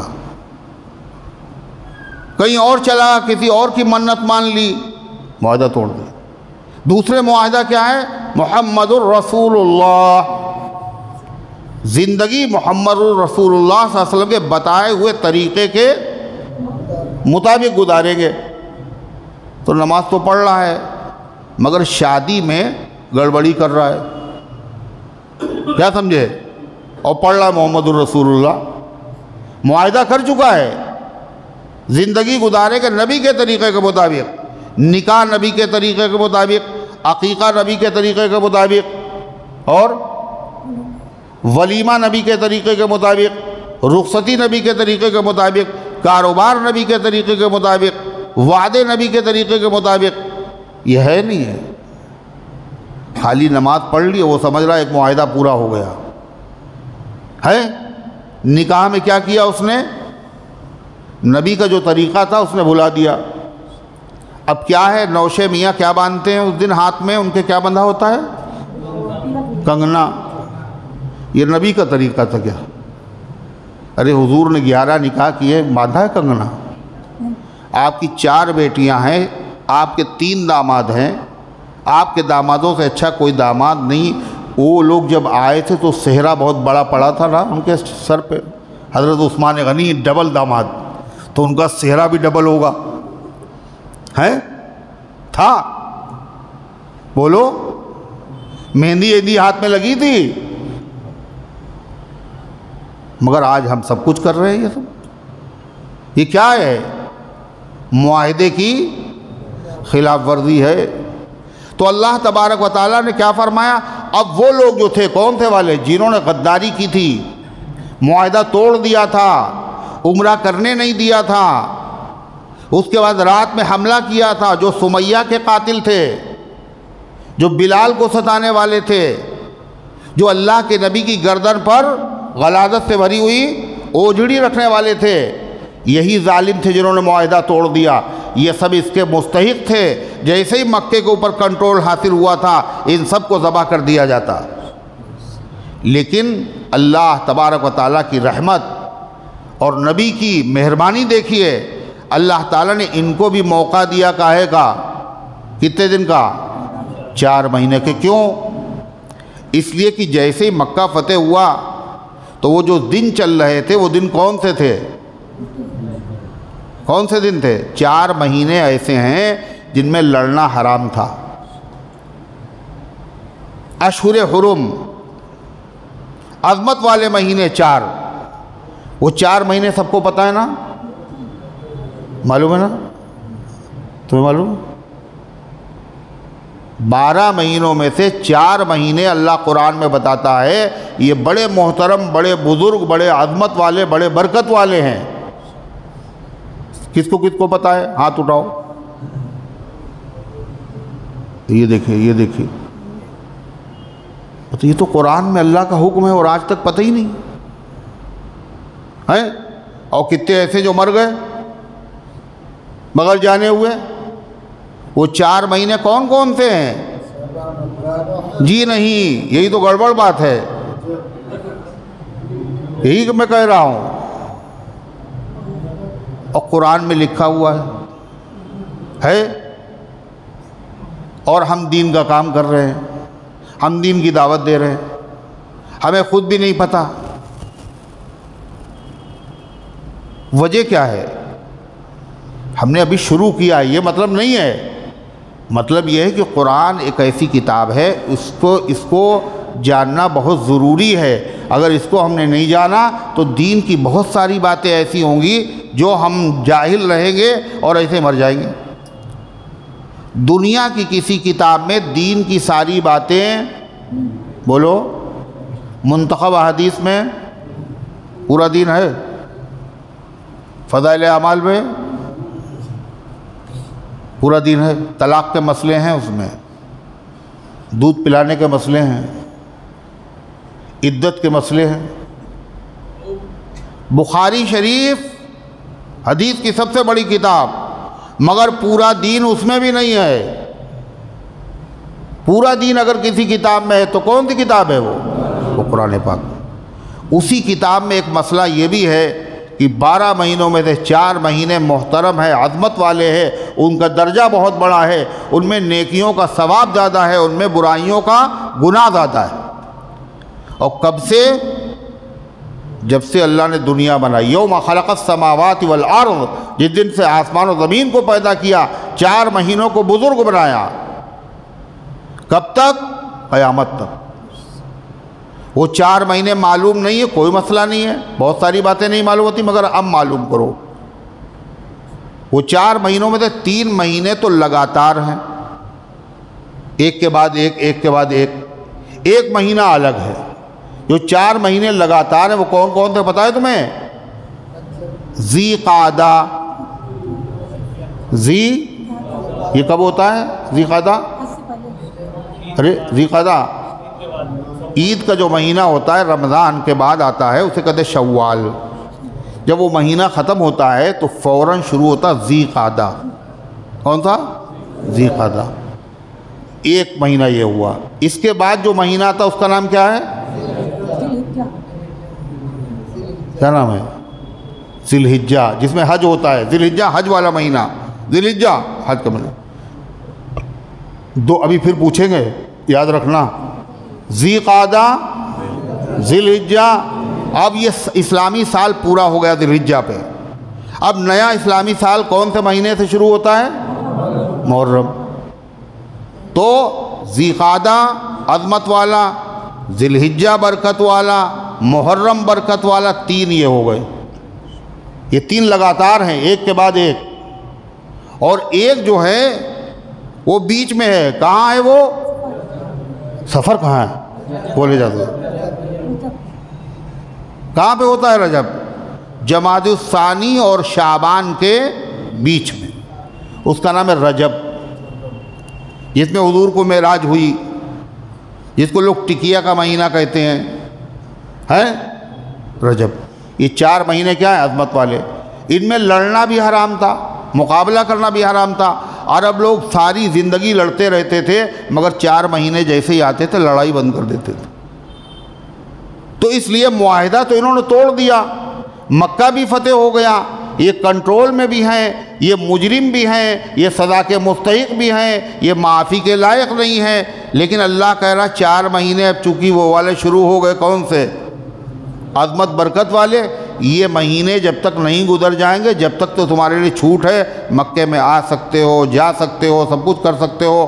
اگر تم نے اسلام قبول کر لیا کوئی مسئلہ نہیں، اسلام قبول نہیں کیا تو اسلامی مرکز خالی کر دو، کہیں بھی چلے جاؤ۔ اور اگر تم نے انکار کیا تو پھر لڑنے کے لیے پھر تم سے لڑائی ہے۔ اچھا، جب لڑائی کسی سے ہوتی ہے، سامنے جب کوئی آدمی آتا، لڑائی ہو رہی، 2 ملکوں کی فوجیں ہیں آپس میں بارڈر پہ لڑ رہی ہیں، تو لڑائی میں دوسرا آدمی کے اوپر رحم کیا جاتا ہے نا۔ جب لڑنے جاتا ہے آدمی تو سامنے والی فوج کے اوپر لوگ رحم کرتے ہیں نا، کوئی بات نہیں، ہم تمہیں نہیں ماریں گے، ہیں؟ یہ ہوتا ہے بھائی، لڑنے کہاں کے لیے آئے ہیں؟ تو سب جائز ہوتا ہے۔ اللہ فرماتا ہے یہی ان کا حال ہے، جیسے ہی 4 مہینے گزر جائیں، لڑائی میں جو کچھ جائز ہے وہ سب ان کے لیے جائز ہے۔ سنیے کیا کہا اللہ تعالیٰ نے، فرمایا اللہ تعالیٰ نے فَإِذَا انْسَلَخَ الْأَشْهُرُ الْحُرُمُ، جب گزر جائیں حرمت والے مہینے، فَاقْتُلُوا الْمُشْرِكِينَ، تو ان غدار مشرکوں کو قتل کرو، لڑو ان سے، حیث وجدتم، جہاں ان کو پاؤ، وَخُذُوهُمْ، پکڑو ان کو، وَاحْصُرُوهُمْ، اور گھیرو ان کو، وَاقْعُدُوا لَهُمْ كُلَّ مَرْصَدٍ، اور بیٹھ جاؤ ان کی طاق میں ہر جگہ۔ نہیں سمجھ میں آئی بات؟ دشمن ہے یہ غدار ہیں، یہ اسی کے مستحق ہیں، ان سے اعلان جنگ ہے۔ یہی قرآن کی آیت ہے، یہ سارے لوگوں کے بارے میں نہیں ہے کہ کوئی بھی کافر ہو، غیر ایمان والا ہو، کہیں بھی ہو، اس کو پکڑو، مارو اور قید کرو، محاصرہ کرو۔ لوگ یہی سمجھتے ہیں، جو کہتے ہیں اسلام دہشت گردی کی تعلیم ہے، وہ یہی آیتیں پڑھتے ہیں قرآن میں، پکڑو، مارو، قتل کرو، گھیرو۔ یہ حکم تمام غیر ایمان والوں کے بارے میں نہیں ہے، یہ صرف مکے کے ان غداروں کے بارے میں ہے جنہوں نے سمیہ کو ذبح کر دیا تھا، جنہوں نے خباب کو گھسیٹا تھا، جنہوں نے بلال کو دیکھتے ہوئے انگاروں پہ لٹایا تھا، جنہوں نے عمار ابن یاسر کو مارا تھا، جنہوں نے نبی کی گردن میں چادر کا پھندا لگایا تھا، جنہوں نے باقاعدہ غداری کی تھی، یہ ان کے بارے میں حکم ہے۔ غدار جو ہوتا ہے اس کی سزا کیا ہے یہ بتاؤ، دنیا، پوری دنیا میں بتاؤ، کسی بھی ملک میں چلے جاؤ، غدار کی سزا کیا ہے؟ موت ہے۔ یہ غدار ہیں، ان کے بارے میں قرآن کا یہ حکم ہے۔ اگر غدار کوئی ہو اور اس کے بعد وہ جیل سے فرار ہونے لگے تو اس کو جانے دو، پھر ایسا ہے؟ جو فرار کروائے وہ بھی مجرم، ارے ہے یہ نہیں؟ تو صرف انہی کے بارے میں یہ حکم ہے، ورنہ عام انسانوں کے بارے میں قرآن کا حکم کیا ہے؟ کسی بے گناہ کو قتل کر دینا، وہ کسی بھی مذہب کا ماننے والا ہو، وہ ایک آدمی کا قتل نہیں ہے بلکہ تمام دنیا کے انسانوں کے قتل کے برابر ہے۔ اور کسی بے گناہ کو قتل ہونے سے بچا لینا، چاہے وہ مسلمان ہو، چاہے وہ غیر مسلم ہو، چاہے یہودی ہو یا عیسائی ہو، کوئی بھی مذہب کا ماننے والا ہو، بے گناہ ہے، لوگ اس کے پیچھے پڑے ہیں، اگر آپ نے اس کی جان بچا لی تو قرآن کہتا ہے فَكَأَنَّمَا أَحْيَا النَّاسَ جَمِيعًا، تو اس کو اتنا ثواب ملے گا جیسے اس نے ساری دنیا کے انسانوں کو مرنے سے بچا لیا۔ تو یہ جو حکم ہے یہ کس کے لیے ہے؟ کہ پکڑو، گھیرو، مارو، طاق میں بیٹھو، کس کے لیے ہے؟ ہر کافر کے لیے نہیں ہے، کس کے لیے ہے؟ ان مشرکین کے لیے، اور مشرکین خالی مشرکین نہیں، غداروں کے لیے، جنہوں نے غداری کی تھی، جو بڑے ظالم تھے، جو اس وقت تک بعد بھی نہیں آئے تھے، مگر اللہ کیا کرے، اتنی غداری کے باوجود تمہیں پھر بھی موقع ہے کیا؟ اگر تم اسلام قبول کر لو تو پھر تمہیں بھی معاف کر دیا جائے گا۔ اللہ تعالیٰ نے کیا ارشاد فرمایا؟ فَإِن تَابُوا اگر وہ توبہ کر لیں، کون؟ غدار، قاتل، نبی کو ستانے والے، صحابہ کو ستانے والے، عمرہ کرنے سے روکنے والے، اگر یہ توبہ کر لیں یعنی ایمان لے آئیں، کلمہ پڑھ لیں، خالی کلمہ پڑھ لیں تو بھروسہ کر لو گے ان پہ؟ کہا نہیں۔ فَإِن تَابُوا اگر یہ توبہ کر لیں، ایمان لے آئیں، ایمان کا تعلق دل سے ہے، پتہ نہیں دل سے مسلمان ہوا یا نہیں ہوا، خالی زبان سے اس نے کہہ دیا کلمہ، دھوکہ دینے کے لیے کیا ہو۔ اللہ فرماتا فَإِن تَابُوا اگر وہ توبہ کر لیں، وَأَقَامُوا الصَّلَاةَ اور نماز بھی پڑھنے لگے، وَآتَوُا الزَّكَاةَ اور زکوٰۃ بھی دینے لگے، اس کا مطلب انہوں نے جو توبہ کی ہے وہ سچی توبہ ہے۔ اور اگر انہوں نے خالی کلمہ پڑھ لیا اور نماز نہیں پڑھ رہے ہیں، زکوٰۃ نہیں دے رہے ہیں، تو ان کی توبہ سچی نہیں ہے، ان کا مسلمان ہونا قابل اعتبار نہیں ہے۔ اگر کسی آدمی نے اسلام قبول کیا تو اسلام کی قبولیت کے لیے، اس کے اسلام کو معتبر ماننے کے لیے کیا ہے؟ نماز ضروری ہے۔ اسی لیے 4 اماموں نے کہا، 4 اماموں میں سے 3 امام مالک، امام شافعی، امام احمد ابن حنبل، یہ چاروں کہتے ہیں کہ مسلمان ہونے کے بعد اگر وہ نماز نہ پڑھے، اسلامی حکومت ہو، تو اس آدمی کو قتل کر دیا جائے۔ کیا کرا جائے؟ ارے اسلم تم اتنی دور کیوں بیٹھے ہو؟ یہ جگہ کس کے لیے ہے؟ پنکھا یہاں چل رہا ہے، تو بتائیے کیا کہتے ہیں تینوں امام؟ اسے قتل کر دیا جائے، اسلامی حکومت ہو۔ امام احمد ابن حنبل کہتے ہیں کیوں قتل کر دیا جائے؟ تینوں کہتے ہیں قتل کر دیا جائے، مگر امام احمد ابن حنبل کہتے ہیں اس لیے قتل کر دیا جائے وہ مسلمان رہا ہی نہیں، مرتد ہو گیا۔ اور باقی 2 امام شافعی، امام مالک کہتے ہیں ہے تو قتل کا مستحق لیکن مرتد نہیں ہوا ہے، یہ پھر سزا کے طور پر اسے قتل کر دیا جائے تاکہ کوئی آدمی نماز چھوڑنے کی ہمت نہ کرے۔ نہیں سمجھ میں آئی بات؟ امام اعظم ابو حنیفہ رحمۃ اللہ علیہ وہ اکلوتے امام ہیں جو کہتے ہیں اگر اس نے نماز نہیں پڑھی اور اسلام قبول کر لیا، اسلامی حکومت ہے، تو اس کو جیل میں بند کر دیا جائے، جیل میں، اور جب تک وہ توبہ نہ کر لے، نمازی نہ بن جائے، اس کو وہاں سے نکالا نہ جائے۔ یہ امام اعظم ہے۔ کیوں؟ کہاں سے ان لوگوں نے یہ مسئلے نکالے؟ قرآن کی اسی آیت سے۔ کون سی آیت؟ فَإِن تَابُوا اگر وہ توبہ کر لے، تو خالی توبہ کا اعتبار نہیں ہے، توبہ کی قبولیت کی علامت ہونا چاہیے۔ کون سی؟ اقاموا الصلاۃ، نماز قائم کرے۔ اور اگر نماز کا تو یہ مسئلہ ہوا، لیکن زکوٰۃ نہیں دے رہے ہو، نماز پڑھ رہے ہیں، توبہ کر لی، نماز پڑھ رہے ہیں، مگر زکوٰۃ نہیں دے رہے ہیں، تب کیا مسئلہ ہے؟ تب مسئلہ یہ ہے کہ اسلامی حکومت ہے، زکوٰۃ نہیں دے رہے ہیں، تو جبراً ان سے زکوٰۃ وصول کی جائے۔ اگر جبراً زکوٰۃ وصول کرنے سے بھی وہ انکار کر دے، مقابلے میں آ جائیں، تو ان سے جہاد کیا جائے، ان سے مقابلہ کیا جائے، ان کو قتل کیا جائے۔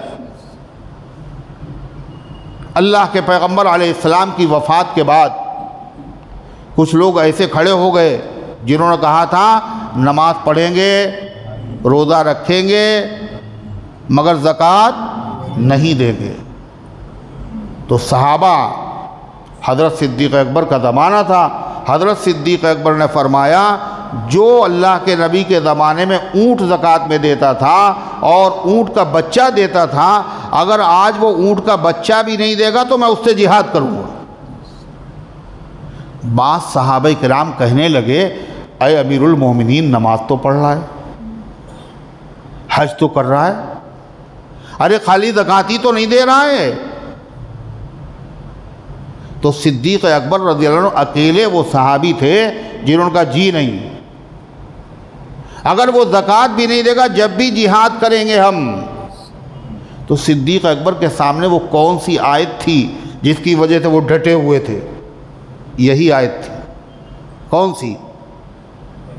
فَإِن تَابُوا وَأَقَامُوا الصَّلَاةَ وَآتَوُا الزَّكَاةَ، اللہ کرا اگر وہ توبہ کر لے، اور سچی توبہ کی دو علامتیں ہیں، ایک نماز قائم کرنا اور دوسرے زکوٰۃ دینا۔ یہ نماز تو پڑھنا ہے مگر زکوٰۃ کا انکار کریں، ان کی توبہ سچی نہیں ہے، لہذا اللہ تعالیٰ نے فرمایا ان سے قتال کرو۔ اگر وہ توبہ کر لیں اور نماز بھی پڑھیں اور زکوٰۃ بھی دیں تو پھر ان سے قتال کی اجازت۔ اللہ فرماتا فَإِن تَابُوا وَأَقَامُوا الصَّلَاةَ وَآتَوُا الزَّكَاةَ، اور اگر وہ توبہ کر لیں اور نماز کو قائم کریں اور زکوٰۃ کو ادا کریں، فَخَلُّوا سَبِيلَهُمْ، تو ان کا راستہ چھوڑ دو، اب ان سے مقابلہ کرنے کی اجازت نہیں ہے۔ پھر ان اللہ غفور الرحیم، اللہ بہت بخشنے والا رحم فرمانے والا ہے۔ کیسے کیسے مجرموں کو اللہ نے توبہ کرنے کا موقع دیا۔ پھر اللہ تعالیٰ کا ایک حکم اور آیا، 4 مہینے کی مہلت تھی، 4 مہینے گزر گئے، 4 مہینے گزر گئے، اب ان کی پکڑ دھکڑ شروع کرو۔ اللہ فرماتا لیکن 4 مہینے گزرنے کے بعد بھی اگر ان میں سے کوئی آدمی یہ سمجھنا چاہے کہ اسلام ہے کیا، پہلے ہمیں اسلام سمجھا دو، تو فرمایا مدت اگرچہ گزر چکی ہے لیکن اگر کوئی اسلام کو سمجھنا چاہتا ہے تو اس آدمی کو امن دو،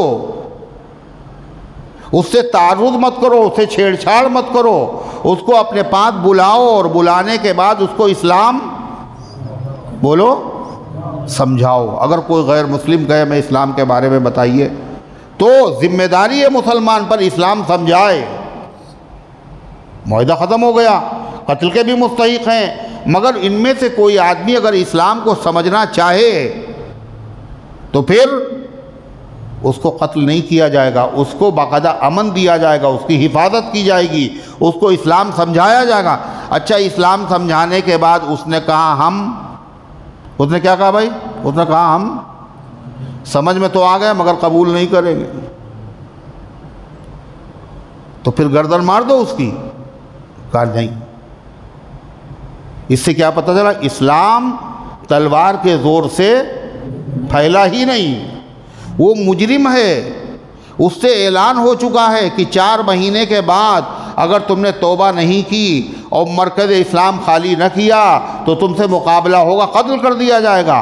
اس کے باوجود وہ اسلام سمجھنا چاہتا ہے تو اس کو موقع دو، اسلام سمجھاؤ۔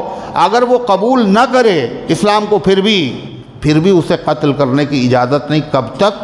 جب تک وہ اپنی منزل پر خیریت کے ساتھ بولو پہنچ نہ جائے، اپنی منزل پہ خیریت کے ساتھ پہنچ گیا، اب اگر کہیں مقابلہ ہو تو اس کے ساتھ رعایت نہیں کی جائے گی، لیکن اسلام سمجھانے کے بعد اس نے اگر اسلام قبول نہیں کیا تو اس کو مارنے کی اجازت نہیں ہے۔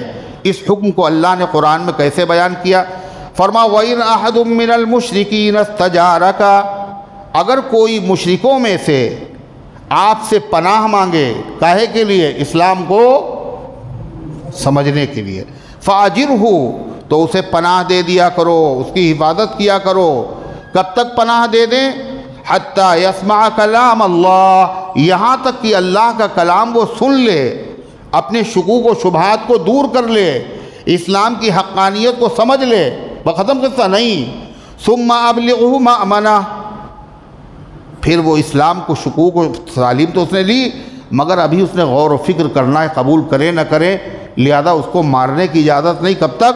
ثُمَّ أَبْلِغْهُ مَأْمَنَهُ، پھر اسے پہنچا دو اس کے حفاظت کی جگہ پر، اطمینان کی جگہ، جب وہاں پہنچ جائے اور فکر کر لے، اسلام قبول کر لے تو تم ہمارے بھائی ہو، نہیں قبول کرے پھر مقابلہ ہوگا تو پھر مقابلے کی اجازت ہے، حکم ہے۔ اللہ فرماتا ایسا کیوں دیا گیا، ایسی چھوٹ کیوں ہے، آخر اسلام میں اتنی رعایت کیوں ہے؟ اللہ فرماتا اس لیے کہ وہ آدمی جو تم سے پناہ مانگ رہا ہے اور اسلام کو سمجھنا چاہتا ہے وہ ابھی اسلام کو جانتا نہیں ہے، بیچارہ جانتا نہیں، اس لیے جاننے کا موقع تو دو، پہلے جاننے کا موقع دو اسے۔ اللہ فرمایا ذالک بانہم قوم لا یعلمون، ایسا اس لیے کہ وہ لوگ ایسے ہیں جو جانتے نہیں ہیں، لہذا جو جانتا نہ ہو اس کو پہلے علم دیا جائے، موقع دیا جائے، اس کے بعد عمل نہ کرے تو پھر اس کا مواخذہ کیا جائے۔ یہ تو بات ہو گئی، یہ آیتیں بعد کی ہیں، معاہدہ ابھی ٹوٹا نہیں تھا۔ اللہ کے رسول نے مشرکین سے جو معاہدے کیے تھے وہ معاہدے ابھی ٹوٹے نہیں تھے، وہ تو بعد میں توڑے انہوں نے، مگر اللہ نے اپنے نبی کو پہلے سے بتا دیا کیا؟ یہ لوگ معاہدے کی پابندی بولو نہیں کریں گے۔ کب بتایا اللہ نے؟ سنیے، اللہ فرماتا ہے کیف یکون للمشرکین عہد عند اللہ وعند رسولہ، مشرکوں کا عہد، مشرکوں کا معاہدہ یہ کیسے باقی رہ سکتا ہے اللہ کے نزدیک اور اللہ کے رسول کے نزدیک؟ اس لیے کہ ان کے دلوں میں معاہدہ کی پابندی کا ارادہ نہیں ہے، لہذا یہ معاہدہ باقی رہے گا نہیں۔ ہاں ان لوگوں سے معاہدہ باقی رہے گا جو حرم کے بعد جنہوں نے معاہدہ کیا تھا، اگر وہ معاہدے کی پابندی کریں تو تم بھی کیا کہا اللہ تعالیٰ نے؟ اِلَّا الَّذِينَ عَاهَدتُّمْ عِنْدَ الْمَسْجِدِ الْحَرَامِ، مگر وہ لوگ جن سے تم نے معاہدہ کیا مسجد حرام کے پاس، فَمَا اسْتَقَامُوا لَكُمْ فَاسْتَقِيمُوا لَهُمْ، جب تک وہ معاہدے کی پابندی کریں تم بھی ان کے ساتھ معاہدے کی پابندی کرنا۔ ان اللہ یحب المتقین، اللہ ڈرنے والوں سے محبت کرتا ہے، جو معاہدے کی خلاف ورزی کرے اللہ ان سے محبت نہیں کرتا۔ پھر اللہ تعالیٰ نے فرمایا یہ معاہدہ کیوں نہیں کریں گے، معاہدہ کیوں توڑیں گے؟ اللہ فرماتا یہ جو معاہدہ تم سے کر رہے ہیں یہ دل سے نہیں کر رہے ہیں، مجبوری میں کر رہے ہیں۔ کاہے کے لیے؟ اپنی جان بچانے کے لیے۔ جو چیز مجبوری میں کی جائے اور جیسے ہی موقع ملے تو آدمی کیا کرتا ہے؟ بولو، ارے چھوڑیے کیسا معاہدہ، یہ تو ہم نے اپنی جان بچانے کے لیے کیا تھا، اب ہمارے پاس پاور آ گیا، اب ہم کیا کریں گے معاہدہ؟ اللہ اسی کا ذکر کر رہا ہے، معاہدے کی پابندی کیوں نہیں کریں گے؟ ارشاد فرمایا اللہ تعالیٰ نے کیف وَإِن يَظْهَرُوا عَلَيْكُمْ لَا يَرْقُبُوا فِيكُمْ إِلًّا وَلَا ذِمَّةً، یہ معاہدے کی پابندی کیسے کر سکتے ہیں؟ ان کا حال تو یہ ہے اگر یہ تمہارے اوپر قابو پا جائیں، ان کو طاقت حاصل ہو جائے تو کیا کریں گے؟ لا يرقبوا فيكم الا ولا ذمہ، تو یہ تمہارے رشتے کا بھی خیال نہیں کریں گے کہ یہ ہمارا مسلمان ہو گیا مگر ہمارا رشتہ دار ہے، چلو اس کو معاف کر دیں، ہمارا رشتہ دار ہے، مسلمان ہے تو ہو گیا لیکن ہے تو رشتہ دار، یہ تمہاری رشتہ داری کی خیال نہیں کریں گے۔ ولا الا ولا ذمہ، اور نہ یہ تمہارے ذمے کا معاہدے کا احترام کریں گے کہ ہم نے بات دی ہے، قول و قرار دیا ہے، ہم نے زبان دی ہے، اس کا بھی احترام نہیں کریں گے۔ اور اللہ فرماتا ہے یہ بظاہر جو معاہدے پہ راضی ہو گئے ہیں، اللہ تو دل کا حال جانتا ہے، اللہ کہتا ہے یہ خالی تم کو خوش کرنا چاہتے ہیں زبان سے، دل میں ان کے اب بھی ارادہ یہی ہے، جب موقع ملے گا ڈنک مارے گے۔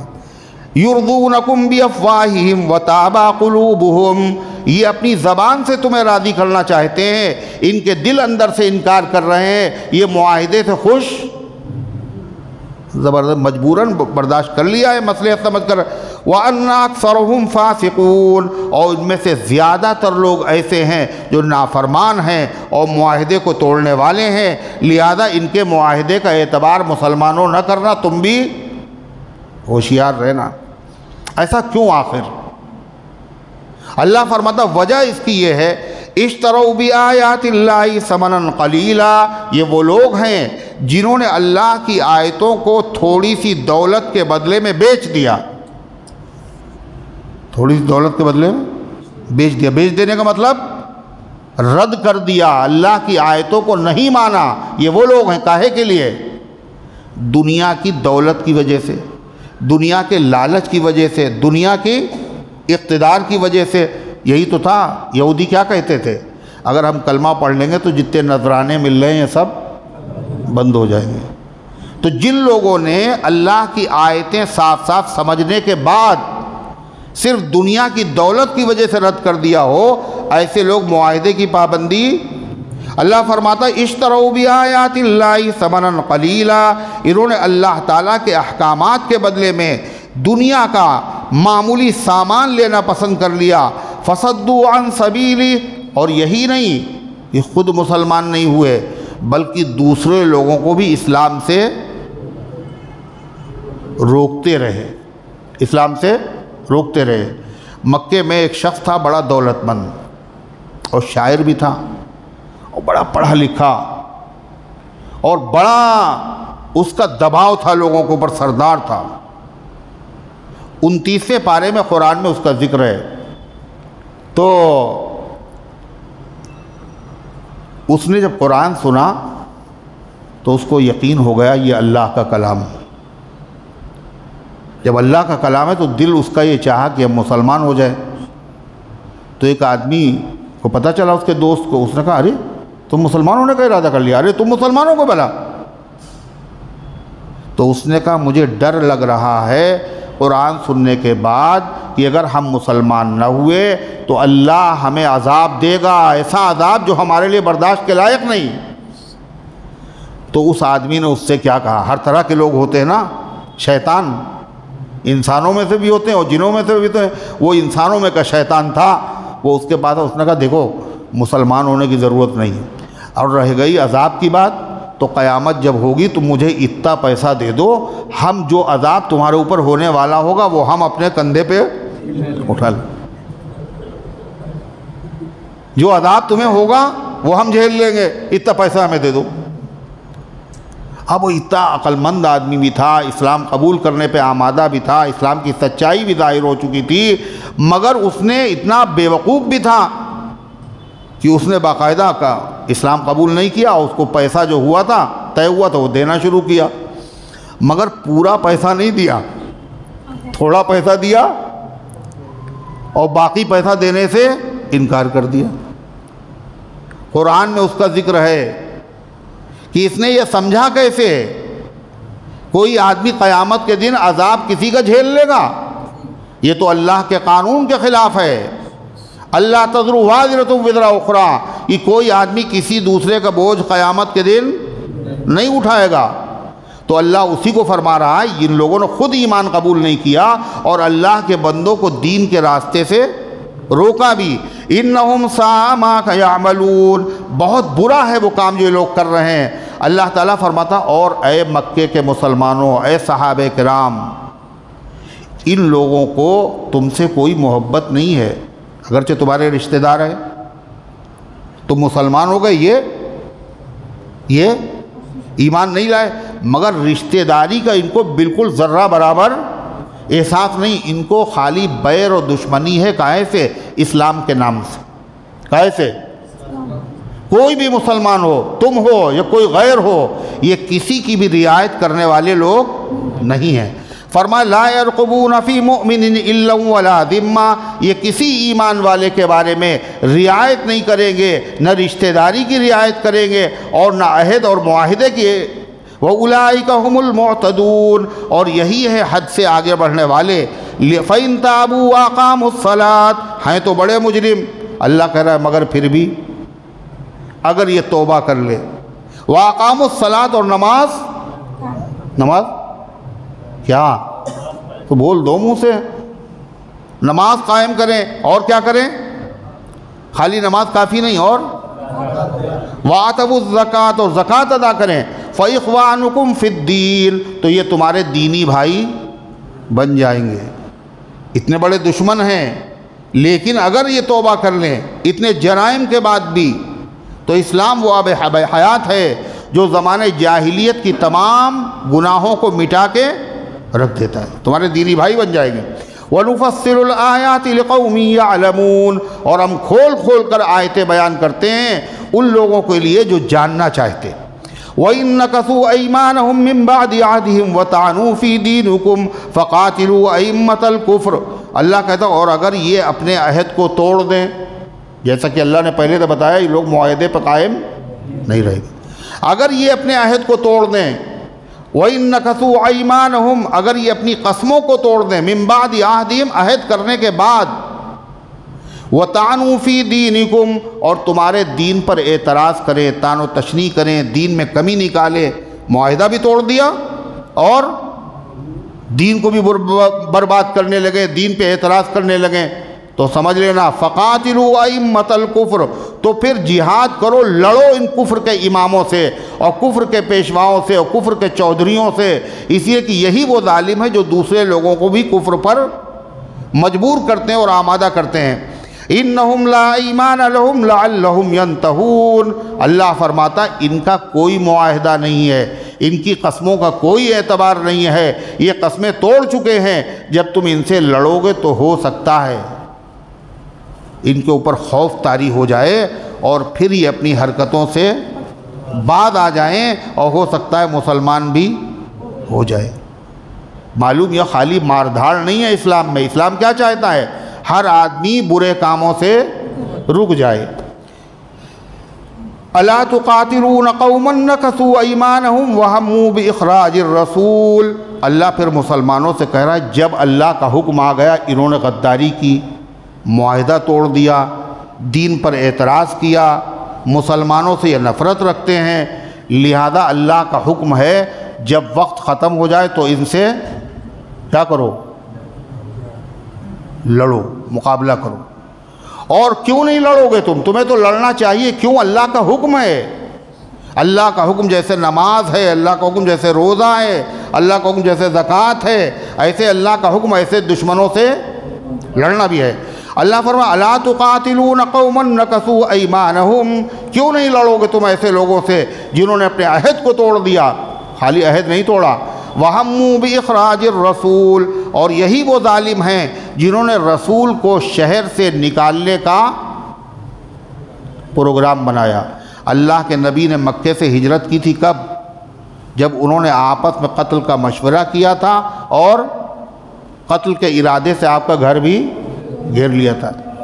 ایسے مدینے میں یہودیوں سے آپ نے معاہدہ کیا تھا اور یہودیوں نے بھی نبی کریم علیہ السلام کو مدینے سے نکالنے کا بولو ارادہ کیا تھا۔ قَالَ لَيُخْرِجَنَّ الْأَعَزُّ مِنْهَا الْأَذَلَّ، نکال دے گا جو عزت والا ہے ذلیل آدمی کو، اس سے مراد اللہ کے رسول صلی اللہ علیہ وسلم مہاجرین تھے۔ اللہ فرماتا جنہوں نے نبی کو نکالنے کا ارادہ کیا ہے اتنے بڑے مجرم ہیں، ان سے لڑو گے نہیں، ان سے لڑو۔ فرمایا اللہ تعالیٰ نے وَهُمْ بَدَؤُوكُمْ أَوَّلَ مَرَّةٍ، اور تم نے چھیڑ نہیں کی بلکہ چھیڑ انہوں نے کی، تم نے تو معاہدے کی پابندی کی ہے، معاہدے کی خلاف ورزی انہوں نے کی ہے۔ أَتَخْشَوْنَهُمْ فَاللَّهُ أَحَقُّ أَن تَخْشَوْا، اللہ فرماتا کیا بات مسلمانوں تم ان سے لڑو گے نہیں؟ کیا تم ان سے ڈرتے ہو؟ کاہے سے؟ ان کی طاقت دیکھتے ہو، ان کے ہتھیار دیکھتے ہو، اس کی ضرورت نہیں ہے، کسی سے ڈرنے کی ضرورت نہیں ہے، ڈرنے کی ضرورت صرف اللہ سے ہے، اور جس کے دل میں اللہ کا ڈر سما جاتا ہے پھر اس کے دل میں کسی کا ڈر۔ اب ایک برتن ہے اس میں آپ نے دودھ بھر دیا اور بھر گیا، اب اس کے بعد اس کے اندر آپ شربت ڈالیں تھوڑا سا تو شربت آ جائے گا اس میں، وہ تو پہلے سے بھرا ہوا ہے، اس میں گنجائش ہی نہیں ہے۔ تو جس آدمی کے دل میں اللہ کا ڈر بھر جاتا ہے پھر اس کے بعد وہ کسی چیز سے نہیں ڈرتا۔ صحابہ کا حال یہی تھا، سانپ بچھو سے لوگ تو ڈرتے ہی نہیں، ڈرتے شیر اور درندوں سے ڈرتے ہیں، مگر صحابہ کے دل میں اللہ کا ڈر ایسا آ چکا تھا وہ کسی سے نہیں ڈرتے تھے۔ افریقہ میں ایک جنگل میں صحابہ نے قیام کرنے کا ارادہ کیا، اور یہ زمانہ کس کا تھا معلوم آپ کو؟ کس کا زمانہ تھا؟ ہاں بولو اور بتاؤ، کس کا زمانہ تھا وہ؟ ہاں یہ حضرت امیر معاویہ رضی اللہ عنہ کا زمانہ تھا، ان کے زمانے میں افریقہ میں جہاد ہو رہا ہے، اور باقاعدہ جس جنگل کے اندر سانپ و بچھو بہت زیادہ تھے، لوگوں نے منع کیا یہاں مت بناؤ چھاؤنی، ہوگا تم نے بتا دیا بھائی تمہارا شکریہ، نہ سے تیری زحمت کا بہت شکریہ، لیکن دیوانہ سمجھ بوجھ کے دیوانہ بنائے۔ ہم اللہ کے نبی کے غلام ہیں، ہم اللہ سے ڈرتے ہیں۔ جو آدمی اللہ سے ڈرتا ہے وہ پھر کسی سے نہیں ڈرتا۔ اور اس کے بعد دروازے پہ وہیں پہ کھڑے ہو کر کے باہر انہوں نے ایک آواز لگائی، تقریر کی صحابہ نے۔ ایک صحابی نے تقریر کی، حضرت نافع، اور تقریر بھی کس زبان میں کی؟ ان کی زبان کون سی تھی؟ ہندی تھی نا؟ صحابہ کی زبان کون سی تھی؟ عربی میں تقریر کی۔ اگر عربی میں ہم تقریر کریں تو آپ لوگ سمجھ جائیں گے؟ بولو، نہیں سمجھیں گے نا؟ وہ صحابی عربی میں تقریر کر رہے ہیں، اور انسانوں کے سامنے نہیں، مسلمانوں کے سامنے نہیں، بلکہ کس کے سامنے؟ جانوروں، درندوں کے سامنے کر رہے ہیں۔ اور اللہ نے ان کی بات ان کو سمجھا دی۔ کیا کہا تھا انہوں نے؟ ایتها الحشرات والسباع نحن اصحاب رسول اللہ صلی اللہ علیہ وسلم ارحلوا عنا فإنا ناذرون لو وجدناه بعد قتلناه۔ اے جنگل کے کیڑے مکوڑوں اور درندوں سنو، ہم اللہ کے نبی صلی اللہ علیہ وسلم کے صحابہ ہیں، ہم یہاں قیام کریں گے، لہذا یہ جنگل خالی کر دو۔ اس اعلان کے بعد اگر کوئی مجھے یہاں نظر آیا تو اسے ہم زندہ باقی نہیں رکھیں گے، ہم اسے قتل کر دیں گے۔ تاریخ یہ بتاتی ہے، لوگوں نے یہ دیکھا، افریقہ کے لوگوں نے، کہ شیر اپنے بچے کو لیے ہوئے، چیتا اپنے بچوں کو لیے ہوئے، درندے اپنے بچوں کو لیے ہوئے، بھیڑیے اپنے بچوں کو لیے ہوئے، سانپ اپنے بچوں کے ساتھ سب نکل کے جا رہے ہیں۔ اصحاب محمد کے لیے جنگل خالی ہو رہا ہے۔ افریقہ کے بربر قوم کے لوگوں نے جب یہ منظر دیکھا تو کتنے لوگوں نے اسلام قبول کیا اور کلمہ پڑھ لیا۔ اللہ اسی کو فرما رہا ہے، اتخشونہم، کیا تم ان سے ڈرتے ہو؟ واللہ احق ان تخشوا، اللہ اس بات کا حقدار ہے تم اسی سے ڈرو، ان کنتم مومنین، اگر تم ایمان والے ہو۔ اللہ سے ڈرنے کا مطلب، اللہ کہہ رہا ہے لڑو تو پھر اللہ کا حکم مانو، اللہ کے حکم ماننے میں کوتاہی نہیں ہو۔ طاقت سے کیا ہوتا ہے؟ جنگ میں کاغذی افراد سے کیا ہوتا ہے؟ ہمتیں لڑتی ہیں، تعداد سے کیا ہوتا ہے؟ اللہ کا حکم ہے تو اللہ کی مدد بھی تمہارے ساتھ ہے، ڈرنے کی ضرورت نہیں۔ قاتلوہم، ان سے لڑو، یعذبہم اللہ بایدیکم، یہ عذاب کے مستحق ہیں۔ کون؟ یہ مشرک، یہ غدار، یہ عذاب کے مستحق ہیں۔ اور اللہ کا عذاب پہلے جو نبی تھے ان کی امتوں میں جو نبیوں کی مخالفت کرتے تھے ان پر بھی عذاب آتا تھا نہیں آتا تھا؟ مگر ان پر عذاب کیسے آتا تھا؟ اس طرح عذاب آتا تھا کہ پوری قوم ایک دم سے ختم ہو جاتی تھی، نہ ان کو توبہ کرنے کا موقع ملتا تھا، نہ ان کو بعد میں اسلام قبول کرنے کا موقع ملتا تھا۔ اللہ تبارک و تعالیٰ نے اس امت میں نبی کی برکت سے وہ عذاب تو ہٹا دیا۔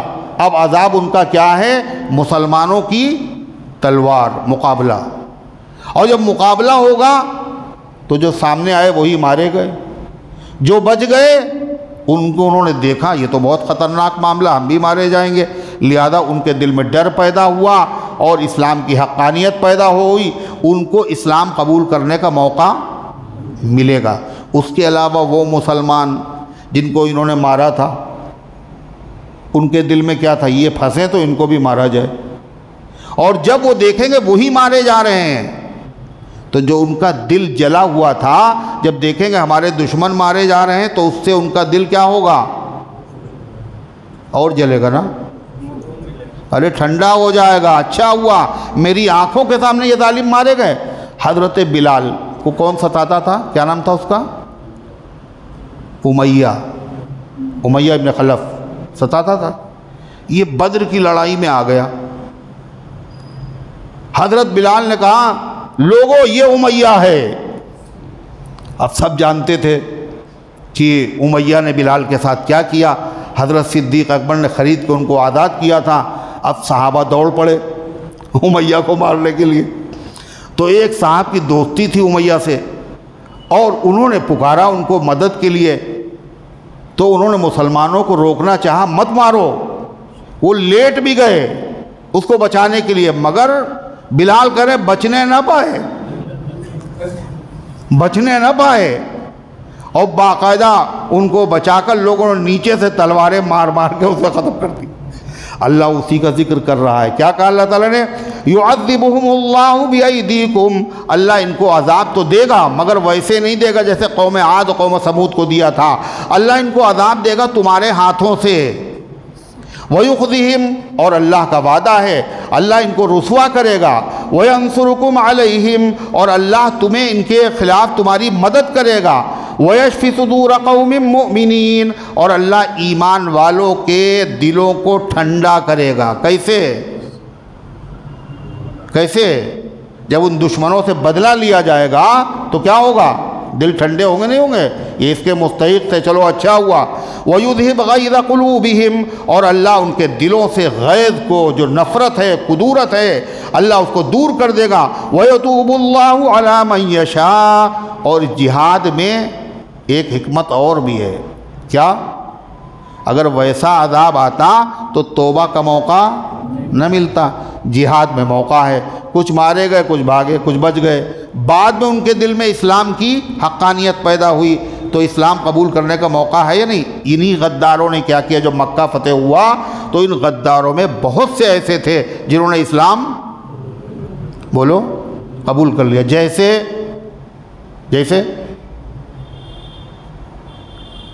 اکرمہ ابن ابی جہل، ابو جہل کے بیٹے کا نام کیا نام ہے؟ اکرمہ۔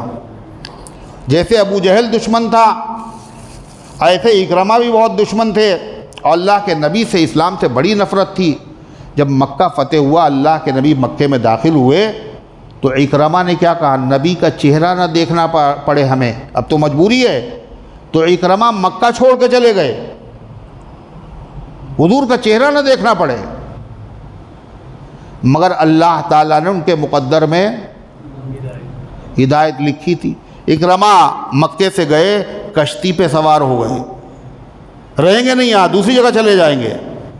اب اللہ تعالیٰ جب ہدایت دینا چاہتا ہے ویسے اسباب بناتا ہے۔ کشتی بھنور میں پھنس گئی، ہچکولے کھانے لگی، تو جو ملاح تھا، ناخدا کشتی چلانے والا، اس نے کہا بھائی اوپر والے سے فریاد کرو، اوپر والے کو پکارو، کشتی خطرے میں ہے، وہی بچا سکتا ہے۔ تو اکرمہ نے کہا جب یہ کہہ رہا ہے کہ وہی بچا سکتا ہے جو اوپر والا ہے سمندر میں، کہ یہی تو محمد صلی اللہ علیہ وسلم بھی کہتے ہیں جو سمندر میں بچا سکتا ہے وہی خشکی میں بچا سکتا ہے۔ اگر اس مصیبت سے نجات مل گئی تو میں محمد صلی اللہ علیہ وسلم کے ہاتھ پہ جا کر کے ہاتھ رکھ دوں گا۔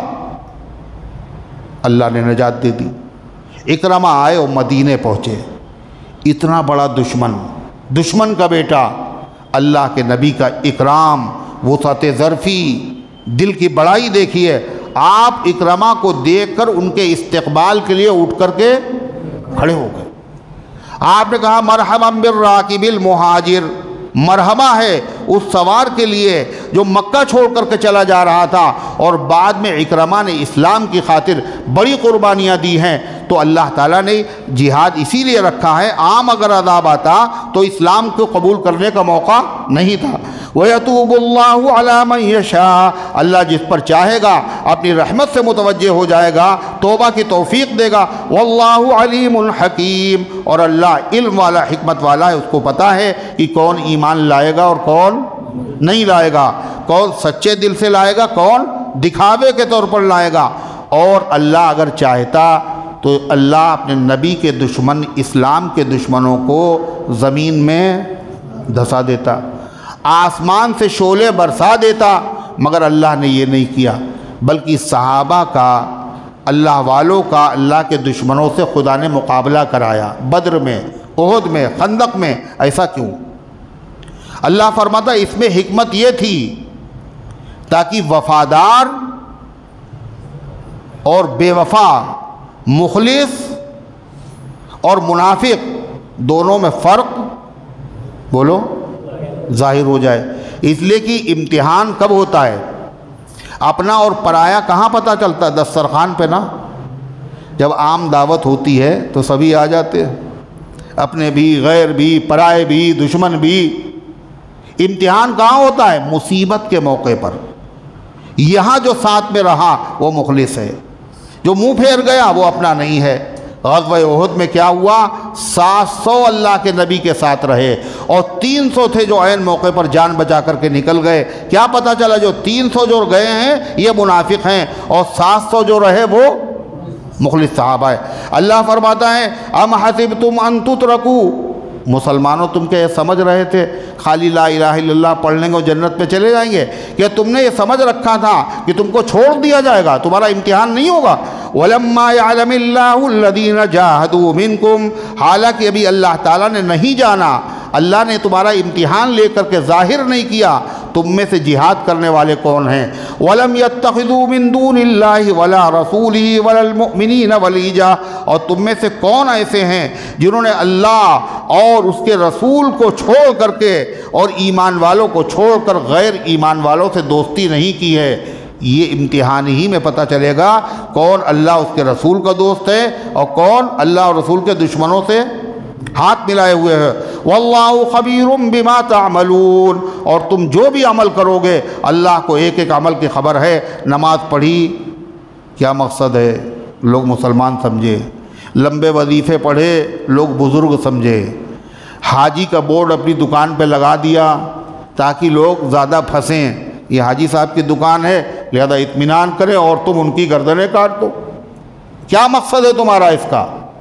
آخر نماز اتنے دن سے پڑھ رہے تھے مگر تم نے اپنی دکان کے اوپر کہیں نمازی نہیں لکھوایا۔ ارے دیکھا ہے آج تک کہیں؟ ارے کسی دکان پہ لکھا دیکھا ہے نمازی اشتیاق حسین، نمازی مظہر حسین؟ دیکھا ہے؟ مگر حاجی آپ نے 500 دیکھے ہوں گے۔ کیوں؟ کیا مقصد ہے اس کا؟ حج اللہ کے لیے کیا تھا یہ پبلک یا کسٹمر لوگوں کو سمجھانے کے لیے کہ یہ حاجی بھی ہے؟ اللہ کو سب پتہ ہے کس نیت سے تم نے کیا ہے۔ اللہ تبارک و تعالیٰ نے گزارشات کو قبول فرمائے، عمل کرنے کی توفیق عطا فرمائے۔ اتنا لمبا خط ہے، ٹائم بھی نہیں اتنا تو۔ جماعت میں جاتا ہے، بولتا بہت ہے اور کھانا کم کھاتا ہے، سبحان اللہ۔ شادی کے لیے پریشان، تو شادی کا اگر وقت ہو گیا، جماعت میں جانا کوئی عیب نہیں، نماز پڑھنا کوئی عیب تھوڑی ہے، تو اچھی بات ہے۔ اسی طریقے سے اور شادی اگر وہ کھانا کماتا ہے، اس لائق ہے کہ بچی کا خرچ اٹھا سکتا ہے، کوئی کاروبار کر رہا ہے، تو شادی میں تاخیر کرنا یہ کوئی اسلامی حکم نہیں ہے، چاہے لڑکا اور چاہے لڑکی ہو۔ اللہ کے نبی کی نصیحت ہے 3 چیزوں میں دیر نہ کرنا، لہذا شادی مناسب رشتہ ہے تو شادی کر دیں۔ اللہ تبارک و تعالیٰ ان کو صحت دے، عافیت دے اور اللہ تبارک و تعالیٰ مسائل کو حل فرمائے۔ آصف کے لیے دعا کریے، طبیعت خراب ہے۔ عبداللہ احد کے لیے، عبدالاحد، اور صبر کے لیے کچھ پڑھنے کے لیے بتا دیجئے۔ صبر اللہ کے ذکر سے آتا ہے، لہذا سبحان اللہ والحمد للہ ولا الہ الا اللہ واللہ اکبر یہ پڑھا کیجئے۔ لڑکی کی شادی ہے، دعا کر دیجئے اللہ تبارک و تعالیٰ آسان فرمائے، عافیت کے ساتھ، خیریت کے ساتھ رشتے کو پائے تکمیل تک پہنچائے۔ ایک اہل حدیث شخص کا کہنا ہے سجدے میں جاتے وقت پہلے گھٹنے موڑنے چاہیے، کیونکہ اونٹ جب بیٹھتا ہے تو وہ بھی گھٹنے موڑ کے بیٹھتا ہے۔ یہ اہل حدیث کہاں ہے؟ یہ تو اہل حدیث کا مطلب ہوا جو حدیث میں آیا ہے اس کے مطابق کریں گے۔ اور حکم کیا ہے اللہ کے نبی کا؟ بولو۔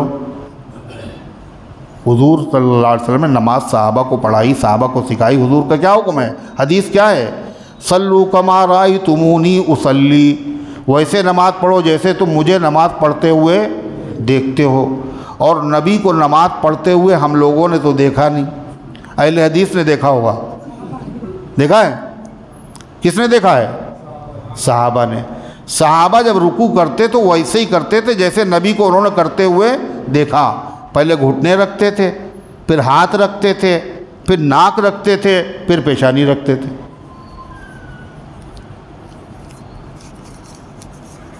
کیا کیا سوالات ہیں۔ نیت باندھتے ہی یاد آیا کہ موبائل سائلنٹ نہیں کیا ہے، تو کیا نیت توڑ کے موبائل سائلنٹ پر لگائیں؟ دیکھیے اب ظاہر بات ہے یہ تو آپ کو پہلے سوچنا چاہیے تھا، اور اس کے بعد جب تک موبائل نہیں بجتا ہے، جب تک سائلنٹ کرنے کی ضرورت نہیں ہے، کوئی بجے گا نہیں، مقصد تو اس کی رنگ ٹون نہ بجے۔ اگر درمیان میں بجنے لگے تو ایک ہاتھ ڈال کر کے جیب میں اسے بند کر دیے۔ جیسے بیچ میں اگر کھجلی ہونے لگے نماز پڑھتے ہوئے تو ایک ہاتھ سے آدمی کھجلا لیتا ہے۔ کیا پیر دبا سکتے اپنی بیوی کے؟ کیوں نہیں دبا سکتے؟ اگر ضرورت ہے، آپ کو ضرورت ہے تو بیوی آپ کی خدمت کر رہی ہے، بیوی کو ضرورت ہے تو آپ اس کی خدمت کر دیے، اس میں حرج کی کیا بات ہے؟ نہ شرم کی بات ہے، نہ خلاف شریعت ہے۔ خیرکم خیرکم لعلی، تم میں کا بہترین آدمی وہ ہے جو اپنے بیوی بچوں کے ساتھ اچھا سلوک کرتا ہو۔ اگر ضرورت ہے، درد ہو رہا ہے، اگر آپ نے پیر دبا دیے تو یہ اچھا سلوک ہے یا برا سلوک؟ تو پھر ایک صاحب کہہ رہے تھے کہ یہ بات صحیح ہے کہ برتھ ڈے نہیں منانا چاہیے، لیکن یہ کہنا بھی غلط ہوگا کہ یہ حرام ہے۔ بہت سی چیزیں ہمارے دین میں نہیں ہیں، اس کا مطلب یہ نہیں کہ وہ سب حرام ہیں۔ کچھ سال پہلے تک ٹی وی دیکھنا اور فوٹو کھنچوانا بھی حرام تھا، لیکن اب صحیح ہے۔ سبحان اللہ، کس نے کہا صحیح ہے؟ تمہارے کہنے سے صحیح ہو گیا۔ برتھ ڈے منانا یہ اسلامی طریقہ نہیں، یہ خلاف سنت ہے، یہود و نصارہ کا طریقہ ہے۔ اللہ کے نبی کا حکم ہے خالف الیہود والنصارہ، یہود و نصارہ کی مخالفت کرو، اس لیے کل بھی منع تھا اور آج بھی منع ہے۔ اب اگر کوئی آدمی منانے لگے، بہت سارے جاہل ایسے ہیں جو اللہ کے نبی کی برتھ ڈے منانے لگے، 12 تاریخ کو کیک کاٹ رہے ہیں، تو ان کے جہالت کرنے سے کہ صحیح ہو جائے گا سب۔ اور حرام ہونا ہی ضروری نہیں، جو چیز حرام ہو اسی کو چھوڑا جائے، جو چیز مکروہ ہو، خلاف سنت ہو، یہ بھی تو دین کا حکم ہے۔ بڑا گناہ نہ کیا جائے، چھوٹا گناہ کر لیا جائے۔ اور کیا ہے؟ اگر کوئی شخص بھیگا ہوا گندا پائجامہ جس میں کیچڑ لگی ہوئی ہو پہن کر آئے تو کیا متولی اس کو مسجد سے باہر نکال سکتا ہے، یا کوئی نجس شخص کو مسجد میں آنے سے روک سکتا ہے؟ ظاہر بات ہے اگر کیچڑ لگی ہوئی ہے، گندگی ہے، تو اس کی وجہ سے مسجد گندی ہو جائے گی، دوسرے نمازیوں کو اذیت ہوگی۔ لہذا ایسے شخص کو اس لیے نہیں کہ وہ نماز پڑھنے سے روکا جا رہا ہے، بلکہ اس لیے روکا جا رہا ہے تاکہ اللہ کا گھر گندا نہ ہو، اللہ کے بندوں کو تکلیف نہ ہو۔ حدیث میں ہے کہ جو آدمی لہسن کچا کھائے ہوئے ہو اسے مسجد میں نہیں آنا چاہیے۔ کیوں؟ اس لیے کہ اس سے دوسرے نمازیوں کو بو سے اذیت ہوگی، فرشتوں کو اذیت ہوگی۔ اس لیے متولی صاحب کو کوئی دشمنی تو اس سے ہے نہیں، وہ اگر روک رہے ہیں اس سے تو کس لیے؟ بھئی پاک صاف کپڑے پہن کے آؤ۔ قرآن میں یہی حکم ہے، یعنی نماز کی شرائط میں سے ایک شرط کیا ہے کہ جسم کا پاک ہونا اور کپڑوں کا پاک ہونا، تو اس کو اس حالت میں آنا ہی نہیں چاہیے۔